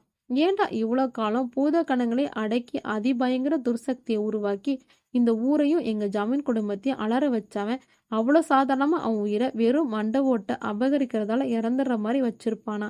அட ஆமால்ல. அப்போ அவன் மண்டை ஓடு மாலையை என்ன பண்ணா அவன் உயிர் போகும்? அவன் மண்டை ஓடு மாலையில நடுவுல இருக்க பெரிய மண்டை ஓட்டுல தான் அவன் உயிரை திரவியமா வச்சிருக்கான். அதுல வெளியே பார்க்கத்தான் மண்டை ஓடா தெரியும். ஆனா அது ஒரு பூட்டு. இப்போ நாம அந்த பூட்டோட சாவியை தேடிதான் நாம மலை குகைக்கு போறோம். இதை கேட்ட ரமேஷ் ஆடி போய் விட்டான். அடே, இவன் பயங்கரமான ஆளுதாண்டாம். அவ்வளோ சீக்கிரமா இவனை சாகடிக்க விட மாட்டான் போலயே. அவன் எவ்வளோ பெரிய கொம்பனா இருந்தாலும் எனக்கு கவலை இல்லடா. என் குலதெய்வம் பரமேஸ்வரன் துணை எனக்கு இருக்கு. அது போதும் எனக்கு அவனை அழிக்க. இப்படியே பேசிக்கொண்டு ஒரு வழியாக மலைக்குகையின் வாயிலை அடைந்தார்கள். மலைக்குகையின் உள்ளே எட்டி பார்த்த ரமேஷுக்கு சப்த நாடிகளும் அடங்கியது. ஆம், அங்கே 6 அடியில் கரிய நாகம் ஒன்று படமெடுத்து நிற்க அதன் வாயில் சிறியதாய் ஒரு சாவி இருந்தது. இவர்களை கண்டதும் அந்த கரிய நாகம் மேலும் சீறியது. டே ராம், அந்த பாம்போட வாயில தாண்டா நாம தேடி வந்த சாவி இருக்கு. ஆனா 6 அடி நாகண்டா இது. இத கொன்னுட்டு தான் நாம அந்த சாவியை எடுக்க முடியும். ராம் தனது கைத்துப்பாக்கி எடுத்து அதன் நாகத்தை சுட்டான். 2 குண்டுகள் பாய்ந்ததும் அதன் மேல் ஒரு கீறல் கூட விழவில்லை. ராம், இது மாய நாகம் போலடா. இதை துப்பாக்கியில சுட்டு சாகடிக்க முடியாதுடா. ஆமாண்டா, இதுக்கு ஒரே ஒரு வழிதான். அந்த துர்சக்தி அழிச்ச திருசூலத்தை தான் இதை அழிக்க முடியும். ஆமாண்டா ராம், இனியும் தாமதிக்க வேணாம். அது சீறிக்கிட்டு வருது. சீக்கிரம் ராம். ராம் தனது சக்தி வாய்ந்த திருசூலம் மூலம் அதன் கழுத்தில் சொருகினான். அடுத்த நொடி நாகம் துடி துடித்து சாவியோடு சேர்த்து விஷத்தையும் இவர்கள் மேல் உமிழ ராம் ரமேஷோடு சேர்ந்து ஓரமாக ஒதுங்கிவிட்டான். அடுத்த நிமிடம் அந்த சாவியை கையுறையை அணிந்து கழுவிய ரமேஷ் அதை ராமிடம் அளித்தான். வாடா சீக்கிரமா, தென் திசையில இருக்கிற அந்த துர்நாகங்கள் வாழ்ற புத்துக்கிட்ட போயாகணும். அங்கதான் அந்த அகோரா அந்த துர்நாகங்களை ஏவி விட துர்யாகம் நடத்துறான். ஆமாண்டா, சீக்கிரமா போகலாம் என இருவரும் அந்த இடத்திற்கு விரைந்தனர். அங்கே அகோரா இவர்கள் வருகைக்கு காத்திருக்கும் விதமாக இவர்களை வரவேற்றான். வாங்க ஜமீன் குல வீரரே, ஜமீன்தாரோட வாரிசே ராஜாராம், உங்க வருகைக்காக தான் காத்திருக்கிறேன். ஒரு வழியா சாவியை எடுத்துட்டீங்க போல. சபாஸ், இனி நேரடி யுத்தம் தான், அதுவும் இறுதி யுத்தம். இவ்வாறு அகோரா சாதாரணமாக எவ்வித பயமும் பதட்டமின்றி பேசுவது எண்ணி வியந்த ராம் அவன் கழுத்தை பார்த்து அதிர்ந்தான். ஆம், அகோராவின் கழுத்தில் மண்டை ஓடு மாலை இல்லை. என்னடா ராம், மாலை காணும்னு பாக்குறியா என மந்திரம் கால் மதி முக்கால் என சிரித்தான். சிரித்தவன் மந்திரங்களை உச்சரித்து துர்நாகங்களை ஏவிவிட துர்யாகத்தை தொடங்கினான். ராம் மற்றும் ரமேஷ் ஸ்தம்பித்து நிற்க அப்போது ராமிற்கு அகோரா சொன்ன விஷயம் ஞாபகத்துக்கு வந்தது. அந்த வாசகம், அகோரா சொன்ன அந்த வாசகம், மந்திரம் கால் மதி முக்கால். ரமேஷின் காதில் சொன்னான் ராம். ரமேஷ் சித்தர் சொன்னபடி அந்த மாலையை அவன் கழுத்தில் இருந்து அவன் கலட்ட மாட்டான்டா. இப்போ அந்த மாலை நம்ம கண்ணுக்கு தான் தெரியாம மாய கட்டுறா. இப்போ என்னடா பண்றது? மாலை கண்ணுக்கு தெரிஞ்சாதானே நம்ம அதுல இருக்கிற திரவத்தை எடுத்து அவனை அழிக்க முடியும். ஆமா, அதுக்கு ஒரு வழி இருக்கு. என்ன வழிடா அது? உன் பையில் இருந்த கோவில் தீர்த்தத்தை எடு. இவன் மாயைக்கெல்லாம் அதுதான் பதில் சொல்லும் என்றான் ராம். இவர்கள் பேசிக்கொண்டிருக்க அகோராவின் துர்மந்திர அதிர்வுகளால் துர்நாகங்கள் சில வெளியே வந்து ஆக்ரோசமாக சீறியது. அடுத்து இதை கண்ட ராம் ஒரு நொடியும் தாமதிக்காமல் கோவில் தீர்த்தத்தை அகோரா மீது தெளிக்க அவன் கழுத்தில் மாயையாக இருந்த மாலை தெரிந்தது. இதை கண்டு அதிர்ந்த அகோரா சுதாரிப்பதற்குள் ராம் அவன் கழுத்தில் இருந்த மாலையை கழட்டி அந்த நடு மண்டை ஓட்டில் இருந்த துவாரத்தினுள் சாவியை நுழைத்து திறக்க அது திறக்கப்பட்டு உள்ளே இருந்த ஒரு சிறிய குடைவில் திரவியம் இருந்தது. அகோரா எழுந்து வந்து அதை பற்ற நினைக்கும் போது ராம் அகோராவை பலமாக உதைத்தான். அகோரா சென்று அந்த பாம்பு புற்றின் மேல் விழ அந்த துர்நாகங்கள் அகோராவிடம் வந்தது. உடனே ராம் அந்த குடுவையை அவன் செய்த துர்யாகத்தில் போட்டு எரித்தான். இதை பார்த்து அதிர்ந்த அகோரா அடுத்த நொடி அந்த திரவத்திலிருந்து வந்த புகை துர்நாகங்களை தாக்க அவை வெறி பிடித்த நாய்களைப் போல் அகோராவை கண்ட இடங்களில் கொத்தி தள்ளியது. பின்பு இவர்கள் பக்கம் திரும்பிய நாகங்களை கோவில் திட்டத்தை தெளித்தான். அடுத்த நொடி அவை எரிந்து சாம்பலானது. உயிருக்கு துடித்துக் கொண்டிருந்த அகோரா முன் தோன்றிய அசிரர் குரல், துஷ்டனை அழிந்தாயா நீ என அவன் உடலை எரித்து சாம்பலாக்க உயிரோடு அலறி எடுத்து மாண்டான். ராம் மற்றும் ரமேஷ் வீடு திரும்பினார்கள். ராஜசேகரும் கந்தசாமியும் நிம்மதியடைந்தார்கள். அப்போது அங்கே ஒரு கார் வந்து நிற்க அதிலிருந்து ராமின் அழகிய அன்பு மனைவி மைத்திலியும் அவன் 3 வயது குழந்தை அர்ஜுனனும் இறங்கினார்கள். அவர்களை அறிமுகப்படுத்தினான் ராம். ராஜசேகர் மிகவும் சந்தோஷப்பட்டார். மருமகளை அன்போடு பார்த்தார். பேரனை வாங்கி கொஞ்சினார். பின்பு அனைவரும் கோவிலுக்கு சென்று பரமேஸ்வரனை தரிசிக்க அங்கே வந்தார் சித்தர். அனைவரும் அவர் கடத்தில் ஆசி பெற்றனர். என்ன ராஜசேகர், உன்கிட்ட இருந்து பறிச்ச 2 உயிரையும் உன் மருமக மற்றும் உன் பேரன் மூலமா அந்த பரமேஸ்வரன் கொடுத்துட்டான் பாத்தியா? இனி உங்களுக்கு எல்லா வளமும் செல்வமும் பெற்று இறை அருளோடு வாழ்வீர்கள். ஆமா சாமி, இது போதும் எனக்கு. எங்க அப்பா ராஜமாதாட்டர் வம்சம் தலைச்சிடுச்சு.